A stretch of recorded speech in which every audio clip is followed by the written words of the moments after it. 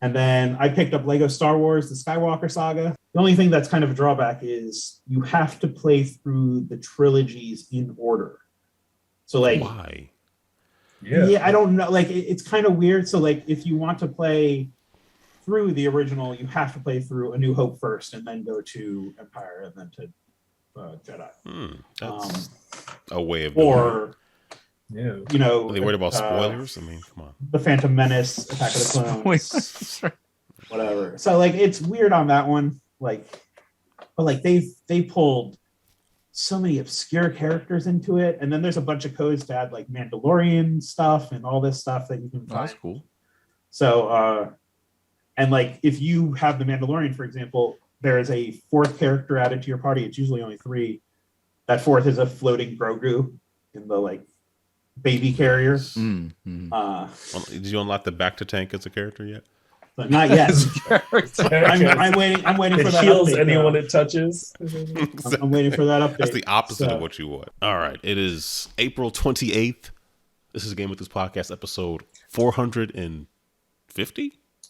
450, the outline. Is it? Yeah, that's what it says. I could have put 800. I guess whatever I put is what it is. I'm like Ron Burgundy. Read whatever's there. So whatever's on the monitor. Doesn't even matter. Anyway, I'm Aaron, one of the hosts here. Tiny is here. Yo, what's going on? Good to be back. How is everyone doing? We're doing all right. I'm doing this podcast. I'm doing all right. I just flew in, and boy, are my arms tired. I've never heard that before. That's an original, a tiny original. Speaking of original, Mike is here. The original Mike, extra crispy. I don't know. What's up, Mike? Is it original Ray's? It's just famous, Mike. Original recipe. There's no recipe.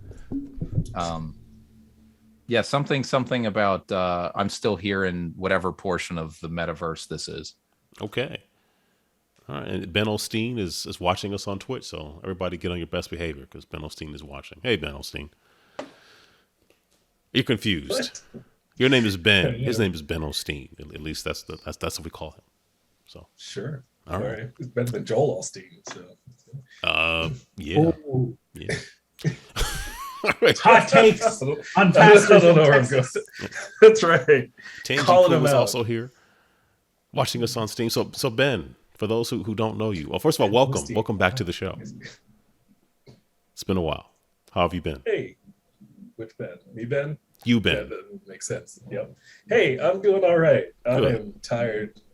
Still have not caught up on sleep from PAX a week ago. But, living my life, doing my best. A week ago, wasn't it? Wow. I know. It's a thing. It's a thing. I'm good. I'm happy to be here. Thanks for inviting me. Good. We're gonna need that positive outlook. That's How are you? All right. So we're gonna get Onward, things kicked off with what you have been up to. So much. Not a lot, actually. A whole lot of screen time. I've been watching TV, basically trying to recover from PAX, sleeping, not a lot. But so what have I been doing? Watching, I guess right before PAX is when I did it. Watched the Batman. All 3 hours of it. Yeah. 3-hour movie. Yeah. It really feels like it too. Good 2-hour movie. Yeah, there was a good 2-hour movie in there. They just, yeah. Anyway, sorry. Go ahead. Yeah. No. It's all right. There was a lot there. I'm glad I watched it. I think, but at least I can say I watched it. I don't really think I'll ever need to watch it again. That good. It's all right. Highly recommend. It was don't just watch this that. again. Okay. It was Hey, James. adequate. And then Picard and Moon Knight. Been trying to keep up on those. I think I might actually be back an episode on Picard. But those have been fun. I don't know if any of you guys have seen Picard at least, but of course, who hasn't seen Moon season Knight? 2? You're a I haven't seen either of those. I've watched the first episode of Picard season 2. I've heard that. Oh, man. I've heard some things of Picard season 2 that people aren't really feeling it like that. Like there's some mixed feelings about it. Yeah, it's different. I think it's a little different, but I think it's still interesting. They're taking some interesting directions. They went on a little bit of some weird tangents, but they're getting there. I'm interested to see how they finish it up. So that's been fun. And of course, Moon Knight. I am 2 episodes of Moon Knight. So. Only 2, really? Only 2. Is no one else like excited to see like what they do, what happens? Oh like, no, I'm down by 2 episodes. I wanted to watch it. I'm watching it with the wife, and that means that I'm also subject to all her busyness. So if it was just me, but I'm waiting. So I'm trying to be good. I'm liking Moon Knight. I'm liking it quite a bit. It's going some places. Yeah, same.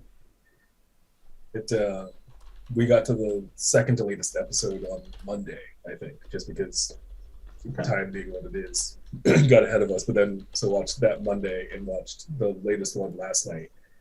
So it was actually kind of nice to see those 2, especially the latest 2, back to back a little bit, because they're just a continuing story, especially the kind of a set with the last 2. But yeah, I will not say too much more about it because you guys will get there when you get there. I mean, I will say I'm very excited for the rest of Marvel that's happening the rest of this year. So, next week's the last episode of Moon Knight? Yeah, correct. I better catch up, and then I can watch all of it. It'll all be out. True. I did also just we bought our tickets for Multiverse of Madness. So I didn't get mine yet, but I bought mine for Friday next week. Is that when it comes out? Week from tomorrow? Exactly. Yeah, it's like literally Wednesday is when Moon Knight comes out, and then Doctor Strange is right around the corner. Oh, Strange New Worlds. Yeah, James in the chat is talking about Strange New Worlds. Strange New Worlds starts May 5th. Then Star Wars at the end of May. Oh, yes, Obi-Wan. Yeah. What is Strange New Worlds? Star Trek. More Star Trek. I figured, I mean, from the name, I figured it was Star Trek, but like, is it it's a live action new series or spin off of something else or Spock something? and Pike and it's a spin-off from the second it's a prequel. Yes, but it's a spin-off from the second season of Discovery. Oh, all right, you lost because me. They meet well, that so was like quick. The main character in Discovery is related to Spock. She's like his half sister. So they introduce Spock into the timeline, and that brings in Pike in the Enterprise. Because like in the original series, Pike's only in 2 episodes of the original series, and at both times he's in the wheelchair with the blinky light, because in the future the only way he can communicate is Morse code. Like it'll But you would think in such an advanced future they'd be able to get him something more than just a blinky light. It's I mean, I've not seen this, but I'm now envisioning Hector Salamanca, but they were so annoyed by his bell they just made his face blink instead of letting him make the noise. He's in like a full body Professor X chair, and there's just a little blinky light around his the chest, future. and is that ironic considering Patrick Stewart's connection to both? Well, so apparently there's a new Doctor Strange trailer that came out today, or a TV spot, and there's some stuff in it. I'm trying not to look at it. I just see Wanda fighting trailers for the movie. Carter. Like everyone's gonna see it. Just stop with the trailers. That's what one of them was what Aaron just said, which I don't need to repeat. Yeah. And the other one is someone might be in a yellow chair, which means maybe it is. Well, we already. I mean, that's the last trailer I watched because Patrick I don't Stewart want any more spoilers. Patrick Stewart's voice was in. But what if it's the animated series? Professor X is the one on the council. If that is the animated series, I think literally my mind would just explode. Bringing back, like, was it X-Men '97? Right, that's the Disney Plus show that's coming. Yeah, I think I might be too much. No. Don't take back those words. Yes, Sir Patrick Stewart. I apologize. Okay, well, we should not spoil anything else. I just saw that Tangifu put into chat that apparently she got advance tickets for Jurassic Park. They're on sale now. Okay. Oh, really? I'm going to see that just because, but I'm not expecting anything from that movie. It's got to be horrible. There's no way it's any good. Okay, so we watched the second trailer this afternoon. I watched it with my girlfriend, and apparently I got very heated about things. Like in the first 10 seconds of the trailer. Well, no, like in the first 10 seconds of the trailer, somehow Blue now has a baby raptor. And it's like, well, life finds a way, man. Well, and that's what her argument was. Oh, maybe they asexually reproduced instead. I'm like, that's not what any of the books talk about. So like, wait, would that mean it's like amoeba-like? He just went And another velociraptor just sort of like popped off. No, what if his head. legs fell off and became a clone? So Oh yeah, chop him in half, and now you got two. so the other like the girl from Fallen Kingdom or whatever is like, oh, she looks exactly like her mother, and I'm like, okay, so you're definitely trying to make her a like genetic clone, but like what? No, I mean, look, Fallen Kingdom it's terrible. is arguably It's so bad. the worst of all of the Jurassic Park movies. Even worse than 3. I mean, 3 was pretty bad. they're all pretty bad except And for the two original. was pretty They bad. were still writing 3 while they were filming it. That's Mario Like, Brothers, but yes, they That's were. also what Well, they did with it's a lot of movies apparently.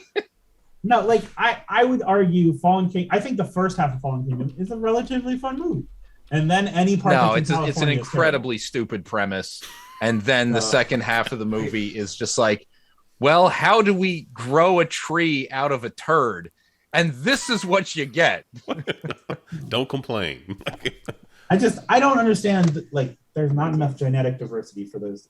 No. Like in the trailer, there's like pterodactyls or pterosaurs or whichever flying reptile it was, like nesting on the Empire State Building, and I'm like, what?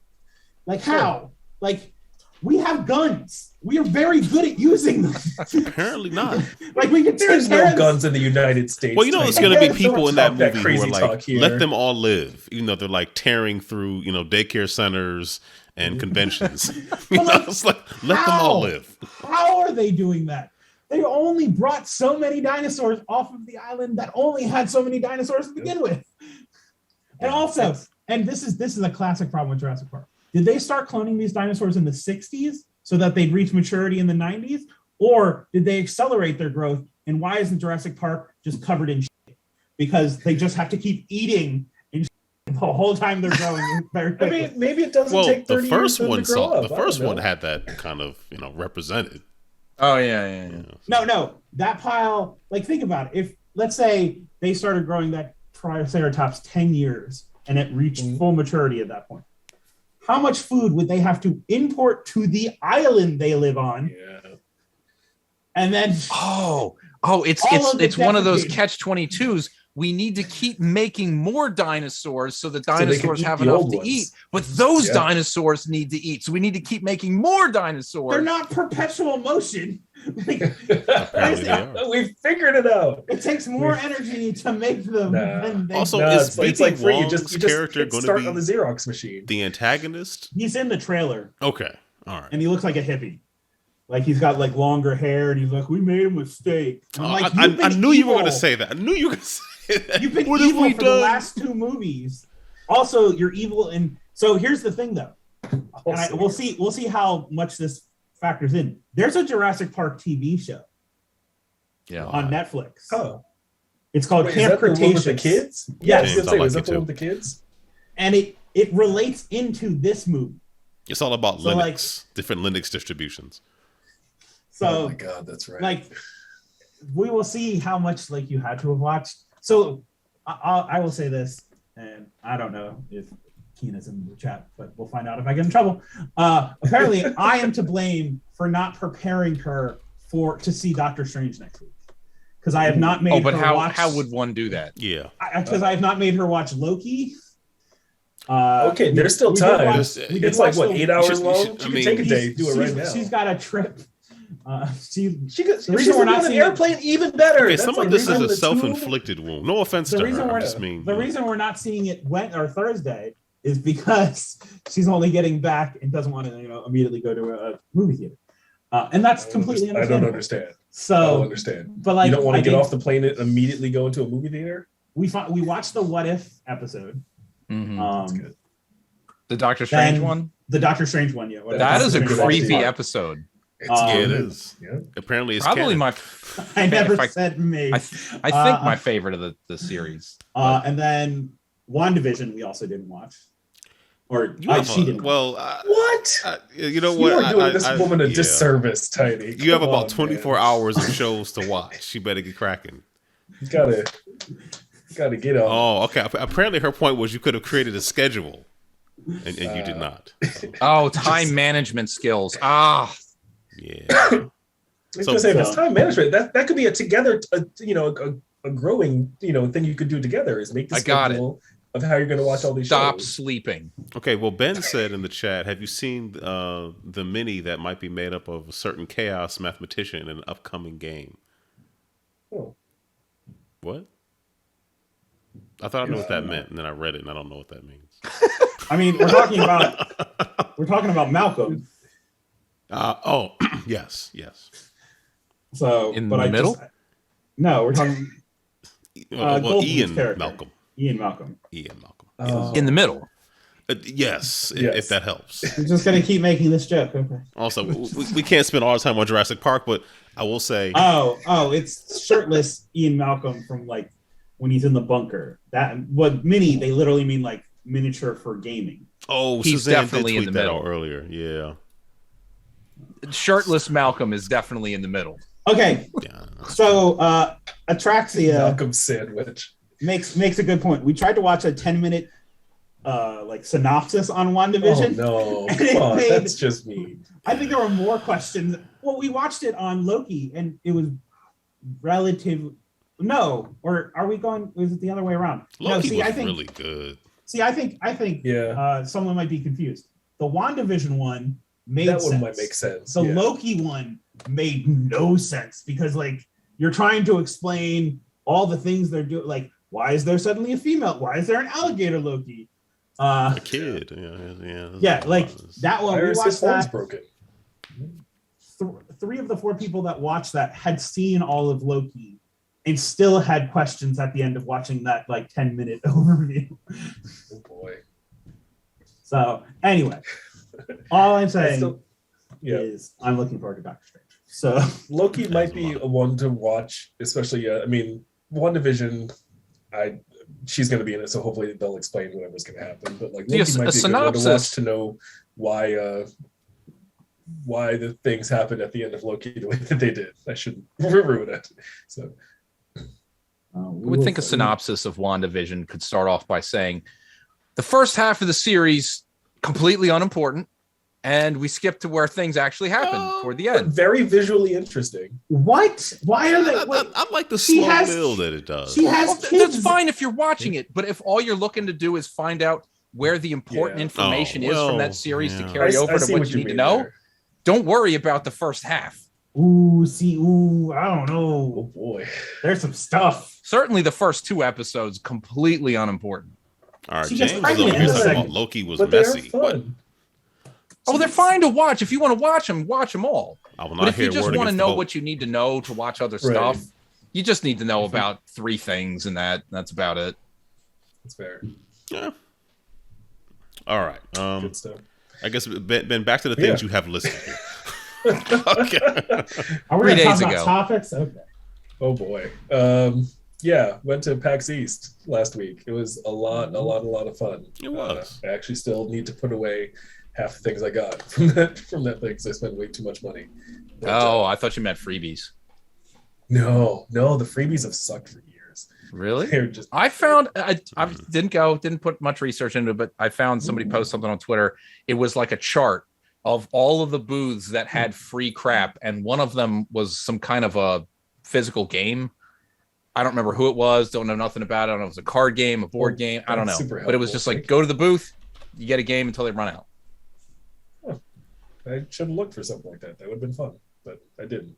So by the time I found it, it was sort of immaterial. So yeah, I found out Sunday afternoon. But yeah, PAX was a really good time. Definitely a lot more people than I've been around for quite some time. So that was real. Yeah, Saturday felt like, should I be here? Yeah, you know what I mean? Like there's a lot of people here. Like, yep. But everybody's healthy and feeling good and all that. Sure. Yeah. Actually, came home, took the tests. Yeah. Actually, I took one just yesterday. Got the results still negative. So yeah. Although anecdotally, there were some folks who I didn't see them at PAX, but I either met them before, and there was some people who said, hey, they came home and they had COVID. So I mean, not like that's a shock. It's just like no, it's real. It is very real. and there was a lot of people there. I mean, although Thursday felt like, okay, there's like 8 people here. This is all right. Saturday was like, including the vendors. There's 1,000 people here. Yeah. So it was weird because even maybe to be expected that the expo floor for sure was smaller than it has been pre-pandemic. And so they were, not as many vendors on the walls, and the aisles themselves were wider. But they should keep that no matter what happens going forward. They should keep that. Those aisles were always too narrow for the amount of people they used to shove in there. Yeah, it did feel better on at least by Thursday, Friday for sure, and Saturday it didn't even go Sunday, so it was all right. It was good. Didn't do as many panels as I usually do, so that was weird. But I did more. I did 3, which is 3 times more than I normally do. Okay, just crazy. And then what else? Right before PAX happened, my girlfriend and I talked with our landlord, and we got the okay to get a dog. So that's super exciting. Exactly. So all the barking. So we started filling out some applications. And, okay. We're going the rescue route. And nice. We're working on Good that for you. So I approve. It's been a good time. And right also before PAX, thank goodness it got fixed before, but my Series X, the HDMI port on it just stopped working. Which was weird. It was only sending like black, just like a straight black screen, but the TV was responding and like switching automatically to the Xbox input as if it knew that something was coming in. So I don't know exactly what happened, but I found a U-Break iFix locally, which I guess is now changing their name to Assurant, something like that. And they're able to fix it. Sounds like a terrible name. It's not good. I mean, they're a chain. I mean, they're all over the place. Yeah. Well, no, the iFix thing, it makes sense. They fix stuff. Assurance sounds like some sort of like Amway garbage. I see. Well, they are. Yeah, that's the name of the company that bought U-Break iFix, I think, and so they're taking over in that whole game. Just drop our name on all of your stores, cause basically. But they got it fixed faster than they said they would. They said like, it'll take like a week to 10 days. They got it done in like 4 days. So nice. Like, that is cool. All right. Yeah. There's no more Microsoft stores, so you got to go somewhere. Oh, I tried to call Microsoft to see, hey, what's going on? They're like, let me check, see if it's under warranty still. And no, because it was like, I got it January of last year, so not under warranty. The guy, no joke, took about 5 to 10 minutes on the phone with me to say like, well, we can fix it, but it's really expensive. So you really should find your own place to get it fixed. It's going to be really expensive. It's going to take, so much time. You got to ship it out to us. It's a whole thing. You really should just, I'm trying to save you money. And it's like, wait a minute, can we just slow down? Like, I understand what's going on, but that's kind of frustrating. Like, I'm incredibly frustrated that you just spent 10 minutes trying to convince me not to use your services. What's going on? He's like, well, clearly you're upset and, you're getting hostile, so I'm going to hang up now. It hung up on me. Wow. So, yeah.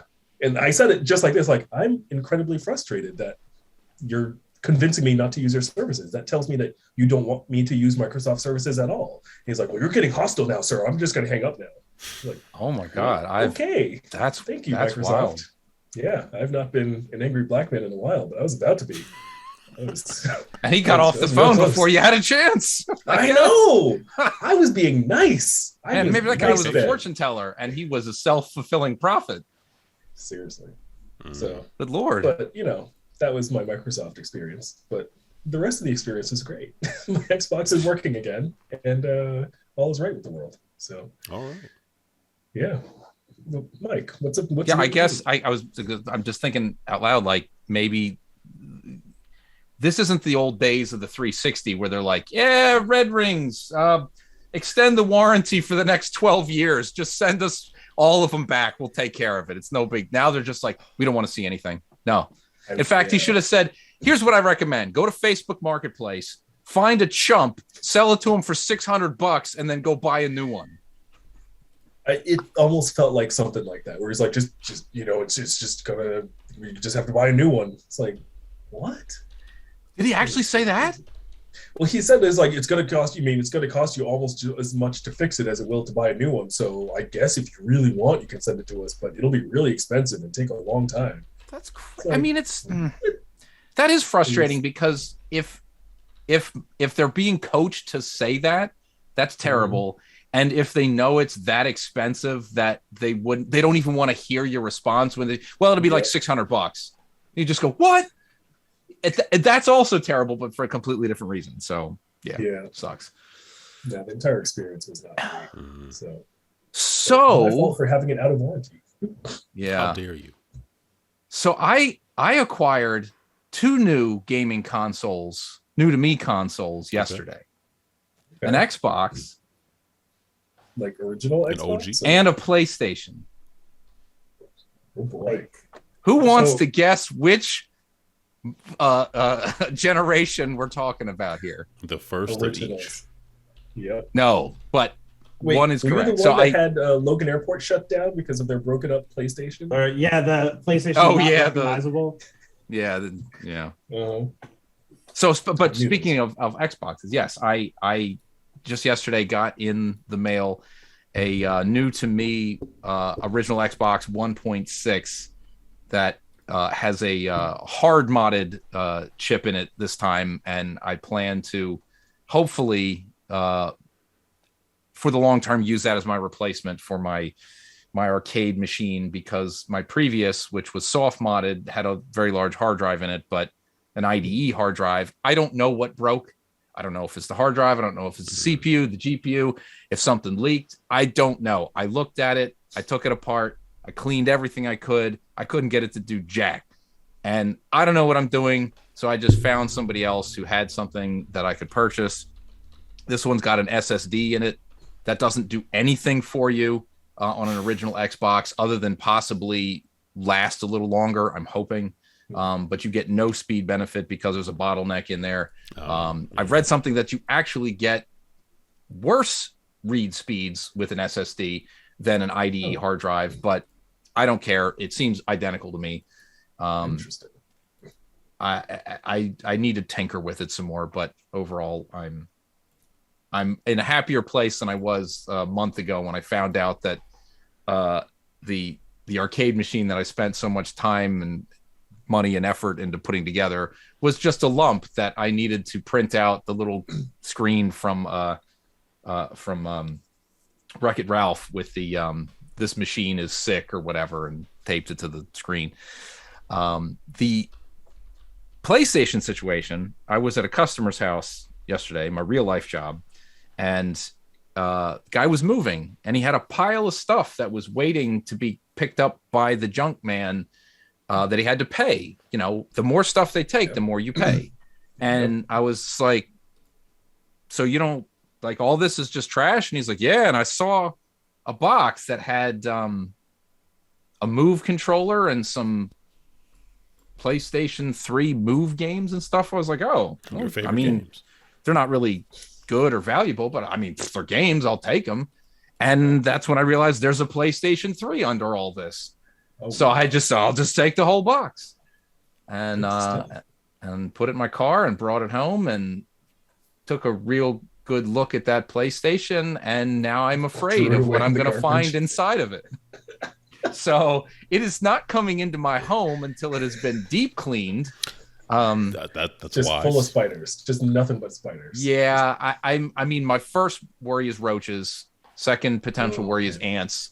But yeah, spiders is real. That's a real thing. But when I see evidence of what was once brown liquid dripping out of the vents, I'm like, oh no.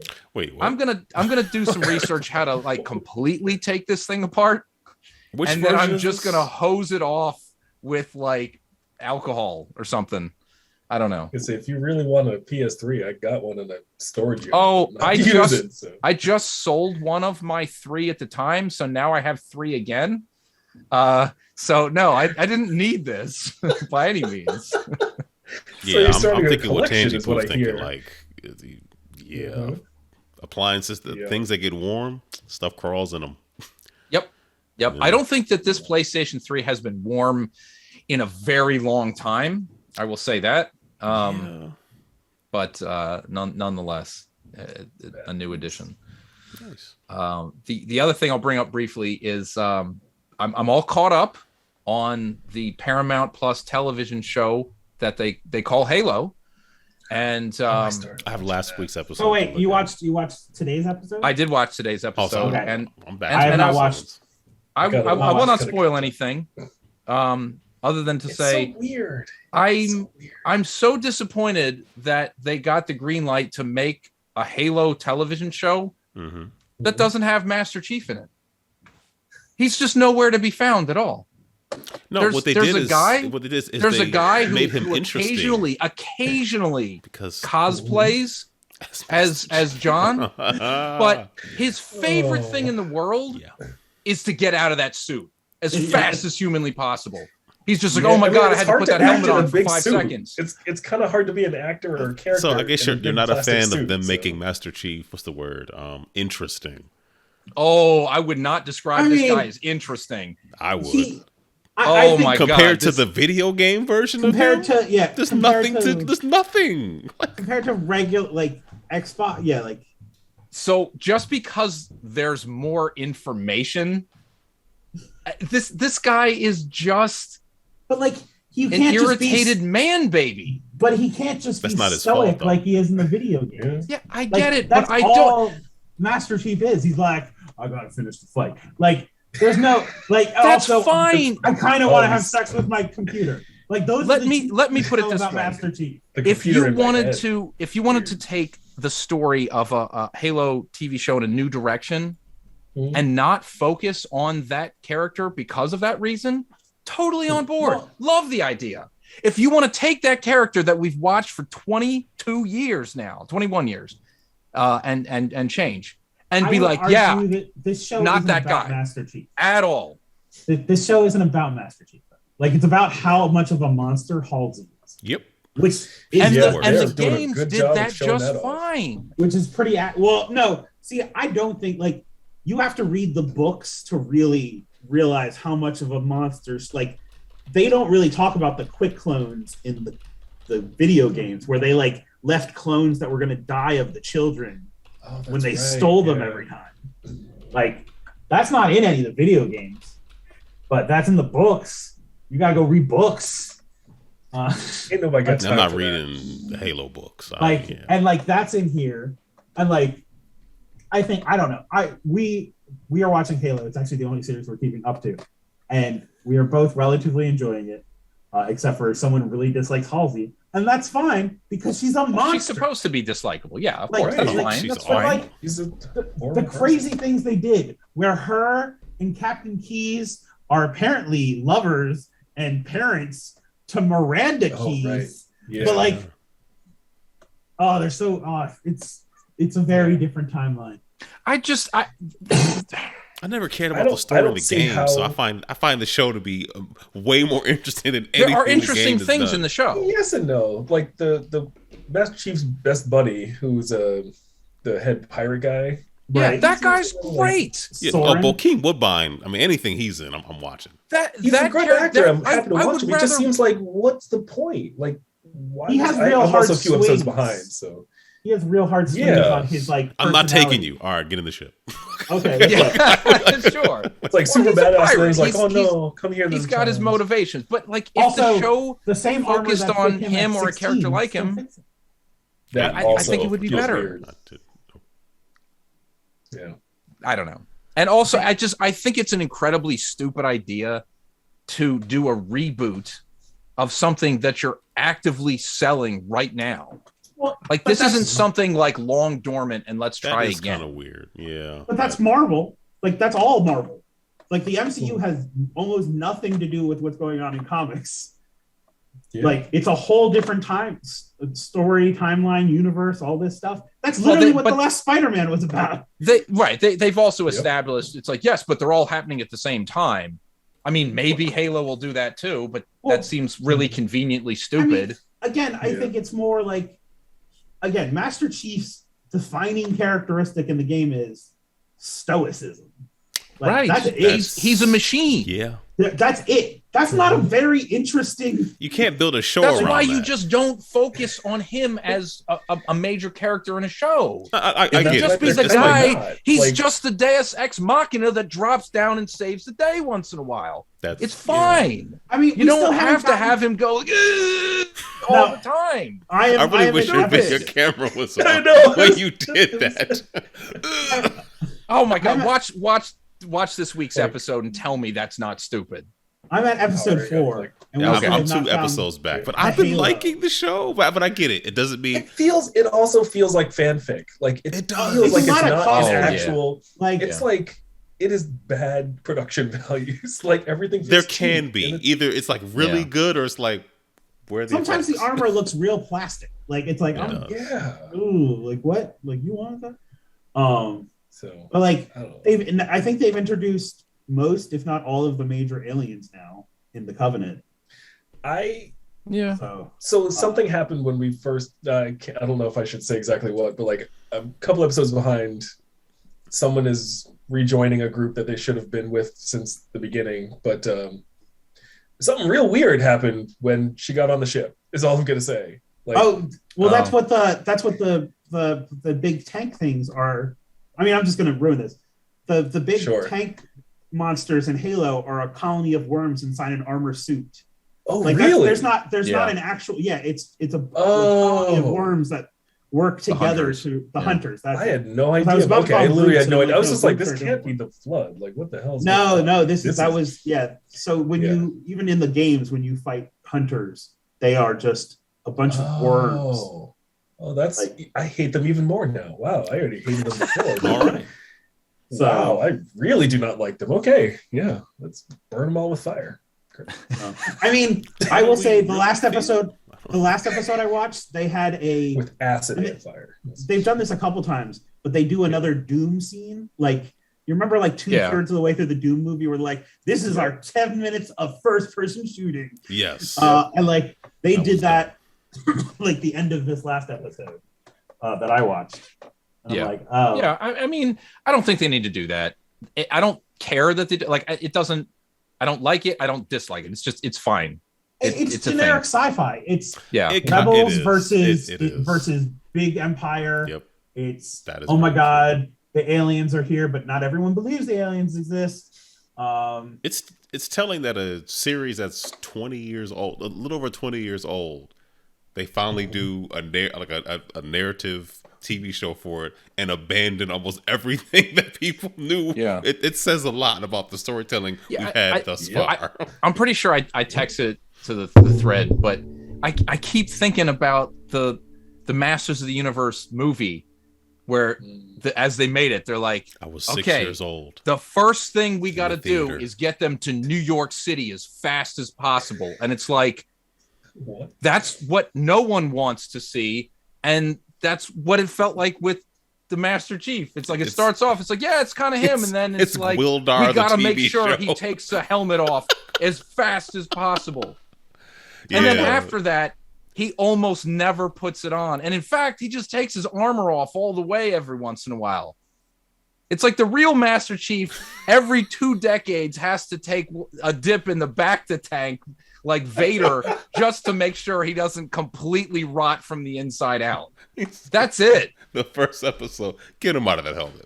That's what the fans demand. Like, Well, Yeah. but I mean, okay, I have to say, like the whole taking off the helmet thing, they had to kind of stake their flag early on. they did. Because if they even started to play the game of like, oh, maybe we're going to take the helmet off or not, it's like, no, this is not what we're about. Like, Yeah, we're they taking the helmet off, let it's it gonna be a known person. from jump. This Exactly. is not. It's like if you're going to be in for this. If you're not going to be in for it, then don't. So I This at least is not your respect great that. uncle's Halo. I mean, pretty much that's the message here. Not your father's Halo. well. Yeah. That's me. Anyway, I think I've said my piece. I will also, but last thing I'll say, it's not really about the show. I'm actually paying money to watch this because I got duped into the Paramount Plus thing. I signed up for a free 2-month trial, and in that 2 months, I didn't turn on Paramount Plus one single time. And then I got a charge on my credit card for $10, and I was like, "What? Ah, damn it!" And then I was like, I guess I better find something to watch on Paramount Plus. So I watched the South Park specials, the two things that they made. Really? Yeah. Well, it was the only. Well, I don't know, and they were okay. There were moments that were okay. They're actually not very good, but there were moments that were okay. And then I was like, well, Halo's about to start, and then I said, well, I'm just going to cancel, and I hit the cancel button, and they're like, oh, how about if we give you 2 months for $5? I was like, all right. So there you go. They got $5 a month for, and I'll be able to get through the rest of this at least season without giving them any more money, as long as I remember to actually cancel it. Did you see that they added the latest G.I. Joe movie to? Yeah. There's a few like a handful of other movies. I want to see it. I watched it on an airplane, and it's airplane watching. It's still not that good. Like it's just it's not as if the other two movies were good either. It's not like they were like groundbreaking cinema. I mean, the other thing is Sonic 2 will be on Paramount Plus. Sonic 2 was like, wait a minute, at the end of when? At the end of May, like May 28th or something.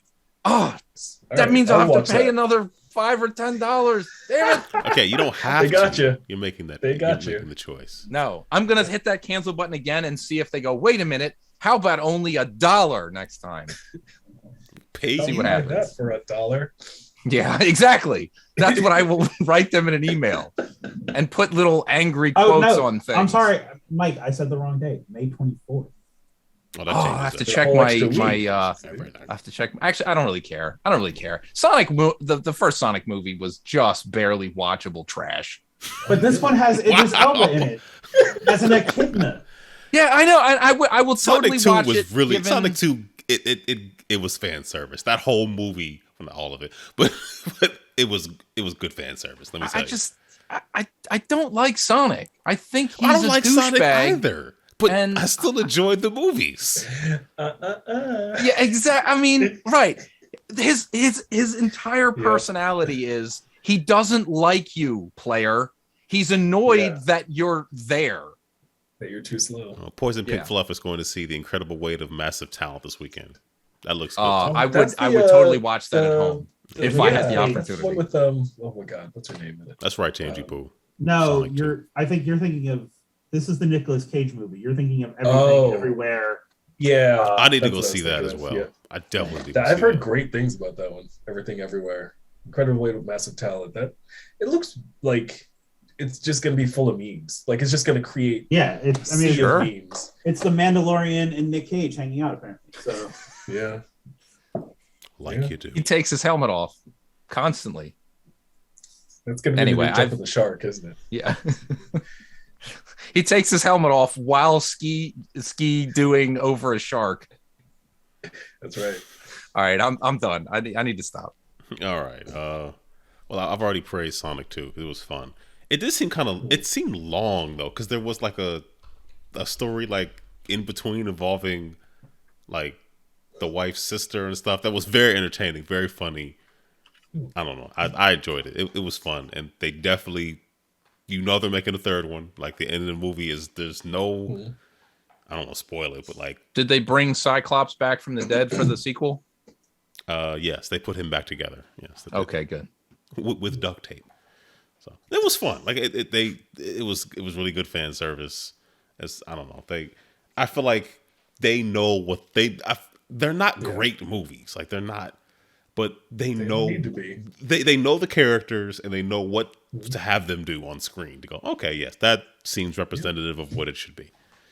So I did watch see James talking about it in the chat, but I did watch the Batman as Ben you talked about earlier. It was very long. I did appreciate that they really show Batman as a detective. Yeah. Despite some cajoling from the Penguin. So DC, despite him still not being great, but continues the hard swings when they say, so Ben Affleck was actually the world's worst detective. Let's make this one a detective. And then they trip over themselves in the process. Well, I mean, it was kind of a wink and nod to the world's greatest. You have to see it, but I don't know. I enjoyed it. I haven't watched it yet. I did think they captured like year 2 of Batman. Like they very much felt like he's a young Batman. He's still figuring himself out. He was a fine Batman. Bruce Wayne. He's a terrible Bruce Wayne. Well, here's the thing. There is no way you can convince me. People like billionaire playboy. because But he wasn't even trying. He was not all even, the time. Right. No, I mean, basically, I feel like he overall, even though he was moody and emo, he's not as crazy as the other Batman because there really was no like Batman and Bruce Wayne were the same person. He's not such a split personality. It's not Yeah. split. It's the same person. How can no one like that's not a secret identity at that point? Like He puts man, makeup wonder- on, Tiny. Come wonder- on. Okay, Who's your The man? fact that it's set in modern times and he's thinking that he can zoom around on a motorcycle and won't be seen on a camera going into Wayne Tower or Wayne Manor, whatever, it's like. Yeah. But doesn't he I don't remember think to put the that's- bag on his head that's- whenever he sees that's somebody because filming he him with the phone? drives through. That's because he drives to his private subway station that he'll never allow Right. any public works to happen because he's already retrofitted into the back page. Yeah. Exactly. It's like, Batman is in modern days just feels weird. I mean, most of them are like most superheroes are that way. Like it's like, oh man, Facebook recognized Clark Kent as Superman as Clark Kent. Wait, Would you like to be his friend? Hey, Superman, how did you unlock Clark Kent's phone with your face? I mean, it's No the reason. same discussion as like there used to be like superhero texts, which were like a website that did a bunch. Bruce And Wayne like is the beard. Metallo figures out Clark Kent is Superman. He's like, oh, we can attack him at home. And Lex Luthor texts back, do you think he's less bulletproof when he's eating Cheetos or whatever? Like, so All right, well, James, He's less I mean, bulletproof he when can- he hasn't dodges finished the Peacemaker. gun Cheetos, being though. thrown at him. James finished Peacemaker. That I Yeah. really enjoyed that show. Peacemaker Peacemaker was is Peacemaker so much good. better. Had than no it deserved business to be. being as good as it was. No business. Yeah, Peacemaker was Feel very feelings. good. actually like people. So you make the joke about throwing the pistol or whatever. Master Chief 100% throws the pistol at one point, and I'm He like, did. Really? Like, why? Why did you do that? God. Like, Because he's an Does it actually angry, hurt bitter someone? pile of garbage. I mean, he's Pile of garbage. He's like the like, tell me how hunter, you really feel. except Yeah, for I know, he's right? just trash swimming around in the suit. Oh my god! How do you really feel? So he's just worms of trash. He's just trash worms. And the irony is he loves taking the suit off. So then the worms just fall to the ground and he just cries in his sleep because he can't hold himself together. That's a metaphor. You're getting All I way too know deep for us. He Getting way takes his too helmet deep. off like in the middle of a fight, and I'm like, oh, is this gonna be another cat thing? Like, is he gonna get shot in the face? Is this Halo Reach all over again? Ooh, yeah. When her plot armor goes away after Wait, didn't she actually have? Wasn't it Yes, with her helmet Charlie. on? No, it's with her. What? Isn't? Oh no, is it? I thought her helmet was off. I don't think It's so. been a while. I don't remember. I just for some reason I thought they were 'cause like they were at rest at that time. Right, they were at rest, so I thought she had her helmet Yeah. off. I don't Her know armor because I went don't think away. you ever see her face, do you? Oh yeah. Oh no, you 100%. Do see you? her Okay. several Well, times but in that game. I mean, it's certainly canon within the Halo. I mean, like sniper rifles can penetrate the helmet with Well, right. with a good enough shot. But they hadn't yet the whole time. But it's a cutscene, man. Those are different rules than gameplay. Everyone knows that. Just play Metal Gear Solid 2 and put your gun in the mouth of Fat Man and pull the trigger and have him go, ouch, and then stand back up and then swing around on his stupid skates again. Yes. Oh, you're so angry about that. I think I need to watch Metal Gear. I mean, And play then Metal the Gear. Metal cutscene Gear is, Metal oh Gear my god, Solid. one bullet grazed my eyebrow and now I'm dead. Metal Gear Solid 2 is so good. I love that game. So, Yeah, it's okay. It's all right. it's so good. It's all right. So good. it's a game. All right. So yeah, PAX was great. We had fun. Did panels. Mhm. Played a lot of games. I drove up with the wife. She visited, family and friends and stuff. So I kind of feel like this is what PAX is going to be from now on. Like I drive up with the wife. Ben and I, we go to PAX. She does. She dropped us off in the morning, picked us up in the evening. It was great. It was great. Yeah, it was a good time. She dropped us off literally in A lot front of of the good food. BCEC. I was like, door to door, No Ubers needed. Yep. Yeah. Seriously. So that was all right. Okay. I guess They, the last they thing- didn't oh, have go ahead. crazy stuff like in years past with the Uber watch crap or anything like that, did they? Where it was just like Oh, you get no. a Lamborghini Uber No. or something. It was a more subdued. Like there were no huge announcements and no big booths. I mean, No. Intel was like the sponsor, and Oh my God. Intel had like a 3-story booth that like literally went about 2/3 of the way to the expo floor. It was ridiculous. And Excedrin had a whole booth there, like selling. Yep. The headache Oh, they were medicine? giving yes, the headache medicine. They Yep. if you did a survey, you were able to scan your pass for one of the PAX XP things. You would also get some kind of prize. And then you could also get in line for a chair massage, which I was really tempted to go for a chair massage because walking on those concrete floors gets to be a lot. And then you thought about how many people had also been in those chairs. There's Wait a also minute. that. Yep. Did they give you Excedrin? I don't know. I I don't didn't think get that close they to gave find out. That feels like but- that would not be responsible. No, they didn't. But they definitely had like. They were Give you swinging prizes and hard stuff. to try to get. But Yeah. Yes. But what you're describing to me implies that they're saying, you know what's better than the product that we make and sell? A good massage. And we'll give you that. Well, because they What they were calling it was their like wellness center or like the Excedrin, something like that. It was something stupid. But basically, they were just trying to push the brand into the gaming space. Like that's Yeah. all they were trying to do was say like, "Hey, Excedrin gaming, we're like us." So Hey, that's all. pretend that this is healthy to eat. Exactly. Yeah, the big takeaway was that it does not need to be 4 days. Yeah, It does not need to Yeah. be 4. There was not. I'm sorry. Like it's true. There's not enough to keep you for 4 days, especially with a smaller expo floor. And no. played a whole lot of board games, and the board game space is not big enough to scour for 3 days plus another. Yeah. But I those are 3 fun full days. So that was no, it was fun. I mean, I know people have panels in the fourth. I don't mean like. I just mean in general, like they could bring it back to 3 days. But we'll If see they what did, happens. wouldn't each day be a little more crowded? Yeah. That's true. I Potentially. mean, to be fair, I am actually okay with them having it 4 days just for exactly that reason. It keeps Thursday, Friday, Saturday. It increases with how many. Now, I'm people sure there the are, but- vendors would rather not be there for that long.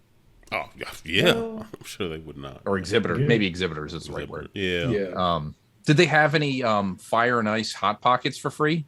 Where the inside is molten lava and the outside is just a brick of ice. I thought this was a Game of Thrones, like a hot pocket. Until you were so, They hand you this and then put your neck in a guillotine. I did go They to stamp it with the House Targaryen. Video Games New York Exactly. had a booth because they always have a booth, of course. Yeah. I didn't realize that they're a public. They publish physical games. I didn't even know that. Wait, who is this? Video Games New York. They always have a booth at MagFest and at at PAX. I had no idea that they did that, but they do apparently. No, what did they publish? Like Japanese titles? No, they published a lot of published a lot of indie stuff, which makes sense. So are they like competing with Limited Run? Yeah, They were on opposite sides of the expo kind floor, so of. maybe. Not exactly. It's the Crips and the Bloods. I know, Hey, seriously. opposite sides. I mean, they were kind of, but not the same type of titles. Like I feel like Limited Run probably gets some of the more well known stuff than they do. But Yeah, well, they're a big name. yeah. So that was interesting. I mean, they are I did now, not know yeah. that. So There's some kind of bullet hell game they had on demo that I got to play. yeah, That's there kinda fun. was a shoot 'em up. Yeah, and it's funny. The guy said he published one Xbox One game. I mean, Xbox One Series X, whatever. He said Microsoft just doesn't care. Like this is not their thing, and I guess you have to order like 60,000 copies, and it's like, well, this isn't worth it. So that's why they're like, yeah. I think Limited Run just recently announced they're doing some Xbox titles now. Oh, good. That's good. I don't know why. I mean, I guess It's the first game is Halo Infinite. for They're going to release it $15. under Limited Run banner.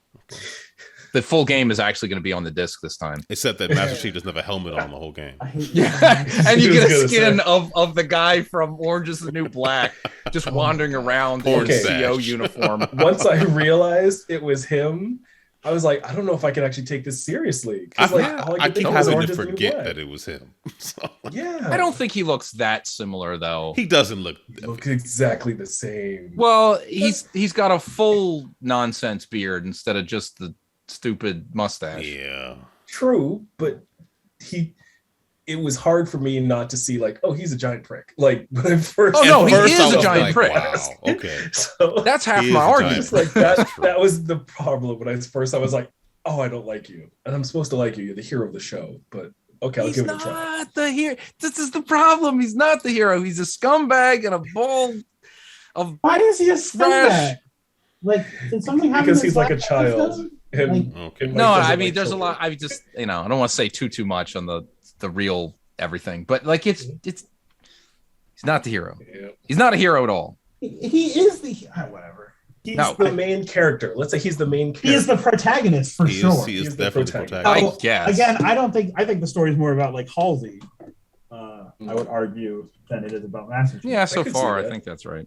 I But think they like, made the I right mean, decision. again, he needs to be more than Robot Man. That's like, I can do this, and then does this. He can't just say, "Give me a weapon." He Right. has to- Like, if he Finish now, the if fight. now, if at some point they work in permission to leave the ship, why Master Chief to give the Covenant back their bomb?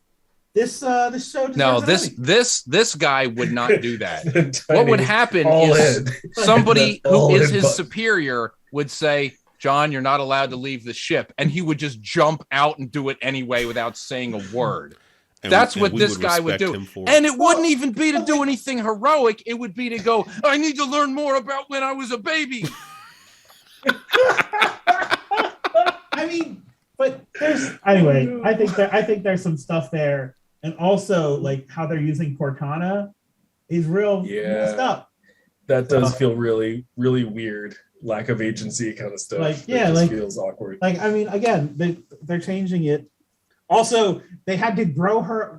Anyway, they Yeah, had to I'm grow not her sure. body to then juice it or That whatever. was So- That was weird. Okay, unbelievably have they explained stupid. that in the last 2 episodes? Because No, and because what I they're mean is, never like, going to just- explain it that. was a thing that just happened. Like I don't understand. And the one No, guy, yeah. the guy was trying to like kiss the Cortana thing. It was a whole, yeah. I'm also not There's- convinced. Mhm. I'm not convinced that guy's actually a human. I'm waiting for him to be a clone or something.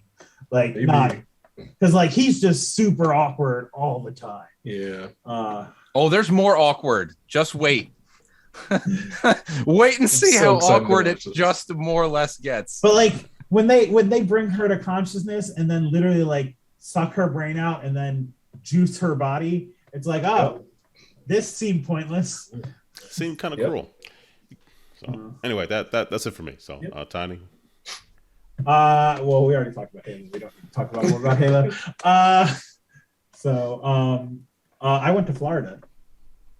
Hey, That is a state So I went on spring volunteered break. of at mine. Extra Life United. And when was that? That was what, 2 weeks ago now? 3 weeks ago? It was So you did go on spring break. All right. essentially. Well, I went on spring break / Easter weekend, or Easter week, because it was very expensive to both get there and get home. Oof. Stupidly expensive. That I makes took it the best. I took a train down, Wow, taking the train. And I got taking a the roomette. train. I which was gonna say is that must have like been a long train ride then. 21 hours, Ooh. and it was delayed 2 hours, so like more like 23 hours. Oh no. So, but again, I I don't had know if my I could do own that. room. Yeah, but train. Did you meals- bring Okay. food? Because train food is like dumb expensive, man. No, It's train not food that isn't good. because meals are included Uh, in your room with your room. Okay. Is So, it like, better food than what's like normally? I mean, I on would the- say it's like same or better than like first class food on a airplane. a good chocolate Uh, sandwich, just to- I wouldn't So- know. Or no, like what it was like or was salmon I had for lunch and then some kind of beef tips meal, and then I forget. Then breakfast was like an omelet or whatever. I think I got off before lunch All on right. Sunday, so like it was fine. Like Sounds I pretty brought fancy. snacks with me. I hooked everything up to play games and then played nothing. that's the sounds way to like do it. life. Yeah. I bought a second portable monitor. This one that would actually work with game consoles and whatnot. Because the And then first didn't one, use it. I had it all set up and ready, and then like the attendant would come by and be like, "Oh, it's time for it." So I'd break everything down. Oh.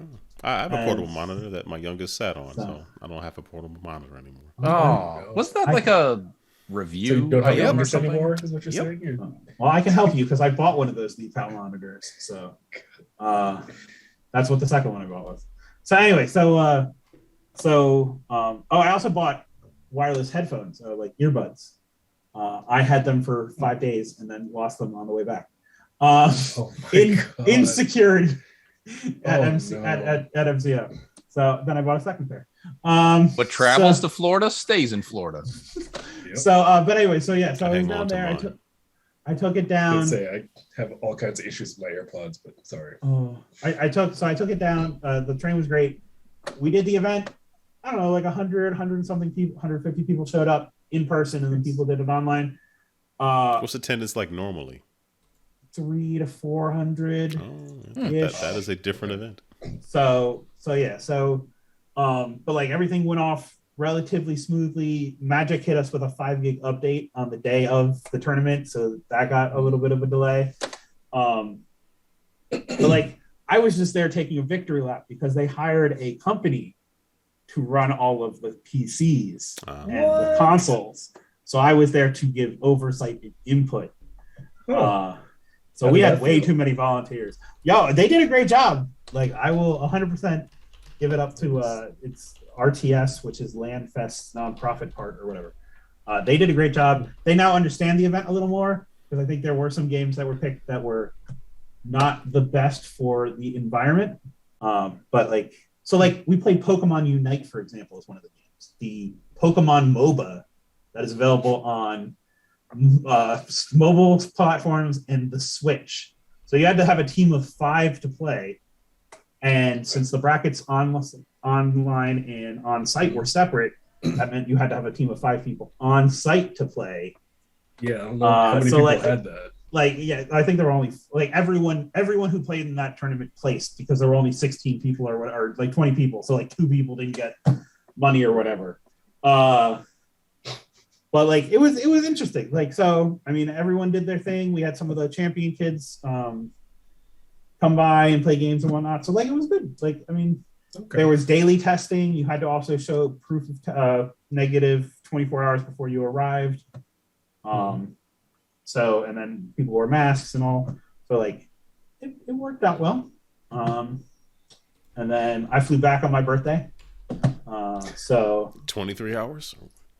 No, that was I got on a plane. Yeah, but you did. And then I sat in first class because I don't fly steerage. What? So, I was going to say happy birthday, but now. Oh, wow. Slighted now. Because I don't sit with the great unwashed masses, you see. I sit in the I'm better than you seats. Right. Okay. I sit in the part of the airplane that when the rats start running, we know that we're going down. So I warn you, jump. I've already taken the escape pod myself. You see. And the second seat is for me to put my feet up. You wish you were where I am. You're going to die. Like Anyway, DB Cooper, I travel with a parachute wherever I go, just in case. Does that mean if you like are in first class, you get to make like a parachute of the bodies of the people from coach? This is all terrible. Much like the hunter worms, they join together to create the protection. So anyway, so flew back and quarantined or whatnot. But like it was a good time. Since I had mentioned my birthday, I will also mention friend of the show, BC Terps, also celebrated birthday since we're the birthday twins. Terps, good people. I could imagine BC Terps also claiming to fly first class, so no birthday wishes for him either. Just to be clear, he was on a cruise during that time. He had the entire boat for just himself. Right. Him and the family had the entire run of it. So anyway, all in jest, but still. Yes. All the staff had to refer to him as King of the World while he was on that cruise. King of the world. So, and then the last thing, what we were looking for stuff to do outside and whatnot, we went to our local AAA baseball team, the Blue Rocks, game recently, and it was fun. Like, it's been a while since I've been to a baseball game, and apparently that was true for a lot of people because we got up at the bottom of the second to go get hot dogs and like drinks. We got back to our seat at the bottom of the sixth. Yeah. What? Yeah. Like, meaning they just go fast, or it just took that long? I mean, I think there's a combination. Like the Blue Rocks spanked the Hickory Crawdads, or Crawdaddies. I forget which one it is. I hope it's that Daddies. I think it really matters. I was gonna say there's no good worlds. So No good world. so like it was 10-3, I think, at the end of the game. So like it was a relatively quick, but also the like, I don't know, 15-year-olds they had working in the stands, like they hadn't seen this many people in, I don't know, a year or 2 years, 3 years. What do we do?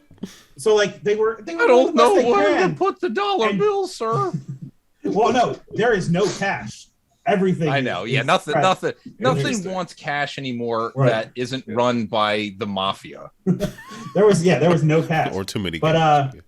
the people behind us, like the old, like, are they even doing anything? They're just sitting around. I'm like, why? Like, who are you, bitch? Like, why are you complaining about these 15-year-olds probably making minimum wage?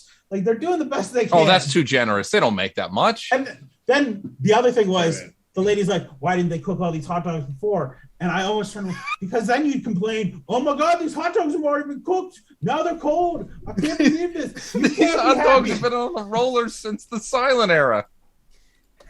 So, When I get my hot dogs at 7-Eleven, they are piping hot.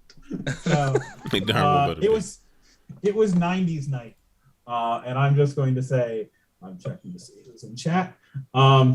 Someone was annoyed when they played non-90s music. Well, they should be. It's Well, it's 90s, 90s night. night. Like, I mean, The it's- minute like Chubby Checker came on, that's not Okay, that's a classic though. So I thought you meant Oh. like they play something newer. No, it was like stuff that is definitely in their standard, let's say, repertoire for the game. If that was the 90s, They wanted a new version of that seventh inning stretch music. Like, what do they want? exactly. That's right. Did they get play up Sweet and throw Caroline, their gotta hot be the same dogs at the organ? No, because it took us an hour to get the hot dog. Because it costs $50. You will You're eat not that hot throwing dog and anywhere. enjoy it. We're talking right. baseball. Shut up. That's okay. There was a mother and a daughter in front of us, and they started doing the Macarena, and she turned around and she's like, "Do you guys remember?" I'm like, "Oh yes, here you go." Like, let's. It's a And whole So you had thing. to Yes. teach I'm them like- the Macarena. I'm like, she's like, "Oh, you need to get up and do it." I'm like, "No, we're not at a wedding, and I'm not drunk." So, Define that's a good me. reason. but anyway, so yeah. So Yeah. I mean, it's been I know it's been a minute since we've been together, but yeah, there's been some stuff. All right. Live sporting events. Who knew? Are we going to talk about Halo and why do the guns have scopes when Nope, they nope, literally nope, wearing nope. helmets There we with no more targeting Halo systems talk, in them? unless That's it's a about the good game. question. I never thought about that. Because it looks dope. Oh, There you go. yeah, Could you that's fair. imagine a sniper rifle without a scope on it? It would Oh, just look I- stupid. I'll give you the sniper rifle, but like all the battle rifles and everything that all have You scopes gotta on, squint through your visor. and then you know? like you look at It actually reduces your vision and accuracy. right, and then you look at them using it, and they're just holding them by one hand, like Yeah, that's true. You got to do what Fact. Ti did in the Monster Well, maybe Hunter it's movie. for it's Use for your the closed eye. Oh I my have god. I have not That watched movie that was so yet. painful. It Why was did so you watch painful. it? Man? I was on a plane and I was just. I You can thought it would always be better, sleep, but it was brother. not Just good. sleep. Oh, I hate sleeping in public. It's a whole thing. But yeah, I It's- hate it. I It's really, being on I a hate sleeping in plane. I mean, public. it's It feels weird. public, but It's know. definitely there's people right next to you. I am a part of the great unwashed masses, so unlike Tiny, I have to sit in I was steerage, about to say, surrounded by people. my seat turned into a bed, and it was very ugly. Yeah, see, I don't get that. I don't get they had the curtain that, Transformer sound surrounds piped you. in on private speakers. And I don't have the massage chair, to lull me to sleep. So I have to Do sit you have upright. abalone? Then get Sorry. on I was surprised they called me Mr. Whalen when I got. It's been a while since I've flown, but it was a nice to be remembered. So You woke up and they handed you a Exactly. hot towel. Thank you. Yeah. Rub your I feet mean- while you sleep. you're gonna hate me for this. They 100% do that. Like Oh, you that get was a a hot joke. towel, you Uh-huh. get a hot like washcloth thing, and when you take off, to like So no. how fast do they have to Uh-huh. run to make sure it's still hot by the time they hand it Oh to no, you? you like watch them nuke them or whatever in the They, same thing. they they're gonna wheel put your around a food in. microwave and then just heat it up and then say, They "Here you microwave it are, right sir," next to and your then you put it head. on your They face. give you Ah! Like, let me The be very ambient clear. radiation keeps me warm. There is a steward or stewardess for each row. Like Yeah. so they're only supporting 5 or 10 They have a. people. It's true. I think Tiny, they have a it is dedicated flight service. attendant. Flight attendant. I apologize. Yeah. Here, sir. Here's your 3rd-degree burn. Thank you. Oh my god. Yeah. Oh, this is not scalding enough. All right, man, what have you been playing? I don't even know anymore. Well, I have not been playing Assassin's Creed Valhalla Ragnarok after I found out that it's not part of the season pass. It's a completely paid separate DLC that's like $40 or something like that. The game's existed too long to give you stuff for free. It's exactly 2 years in, isn't it? Well, still, if they're going to be releasing DLC for it, that just seems excessive. Yeah. So I was disappointed by that, but that doesn't matter. That's fine. What they just stuck out their hand and said, "Grease the palm, baby." Yeah, I'm not going to do that. That's I'll wait till it's free or like 50 cents. Oh, it's Ubisoft. It'll be pennies in no time. Exactly. Does DLC go on sale for Ubisoft? Sometimes through not as Ubisoft, often, but through Microsoft, they sometimes do deals and stuff. But the thing that got me for years is I had Assassin's Creed 3 on Steam, and the Freedom Cry DLC never went on sale. But the standalone version, which was completely playable exactly the same way, would. But it took up more hard drive space, and it just pissed me off because it was like, look, for half the price, I have to accept it and take another 20 gigs of hard drive or whatever to do it instead of, I don't know. They just never put the DLC on sale. Yeah. No, one day. I actually thought about starting to play was it the Madness of King George? Never did play that trilogy from them. Oh, the one where is it the one where George Washington's evil? Yeah, he becomes a dictator, Madness of King George or whatever. Right. And and so I was like, I actually fired it up at one point and I was like, what the hell am I doing? I don't want to play this whole game. Mechanically, those games have probably come so far, it'd be rough. Yeah. Find the YouTube summary of it. That's actually not a bad idea. But what I did fire up instead at the time was a Mass Effect. Started finally playing through the Legendary Edition, and that's been a lot of fun. I forgot how much fun I had with that game. So I blitzed through Mass Effect 1, and I'm very near the end of Mass Effect 2 right now. So it's a good time. And actually, my girlfriend got into doing it at the same time. So we've both been playing Mass Effect at different times. And I think we're not exactly racing to see who can finish the trilogy first, but it's close to it. It's close to it. Did she intentionally break your Xbox so she could beat you in that race? She was the only one in the room when it stopped working. So I don't know for sure. She says she didn't, and I kind of believe her. But no. I kind of believe her. But she also owns shares of what did you call it? Assurance or something.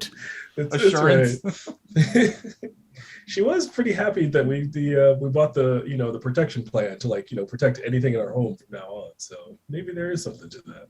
No, it's been fun. Like Mass Effect is it's a great game, and Nancy, my girlfriend, has never played. She never finished 2 and never played through 3. She got caught up in all the hype when people were like, "It's so horrible. The ending of 3 is just going to make you so sad." So she just ran out of steam on 2, but then just never played 3. So I'm really excited to see what she thinks about the ending of the whole series now. So yeah, 2 is very good. Does the legendary version of 3 have? There's no multiplayer in it that they had in 3, right? No, they didn't yet. Put in the multiplayer.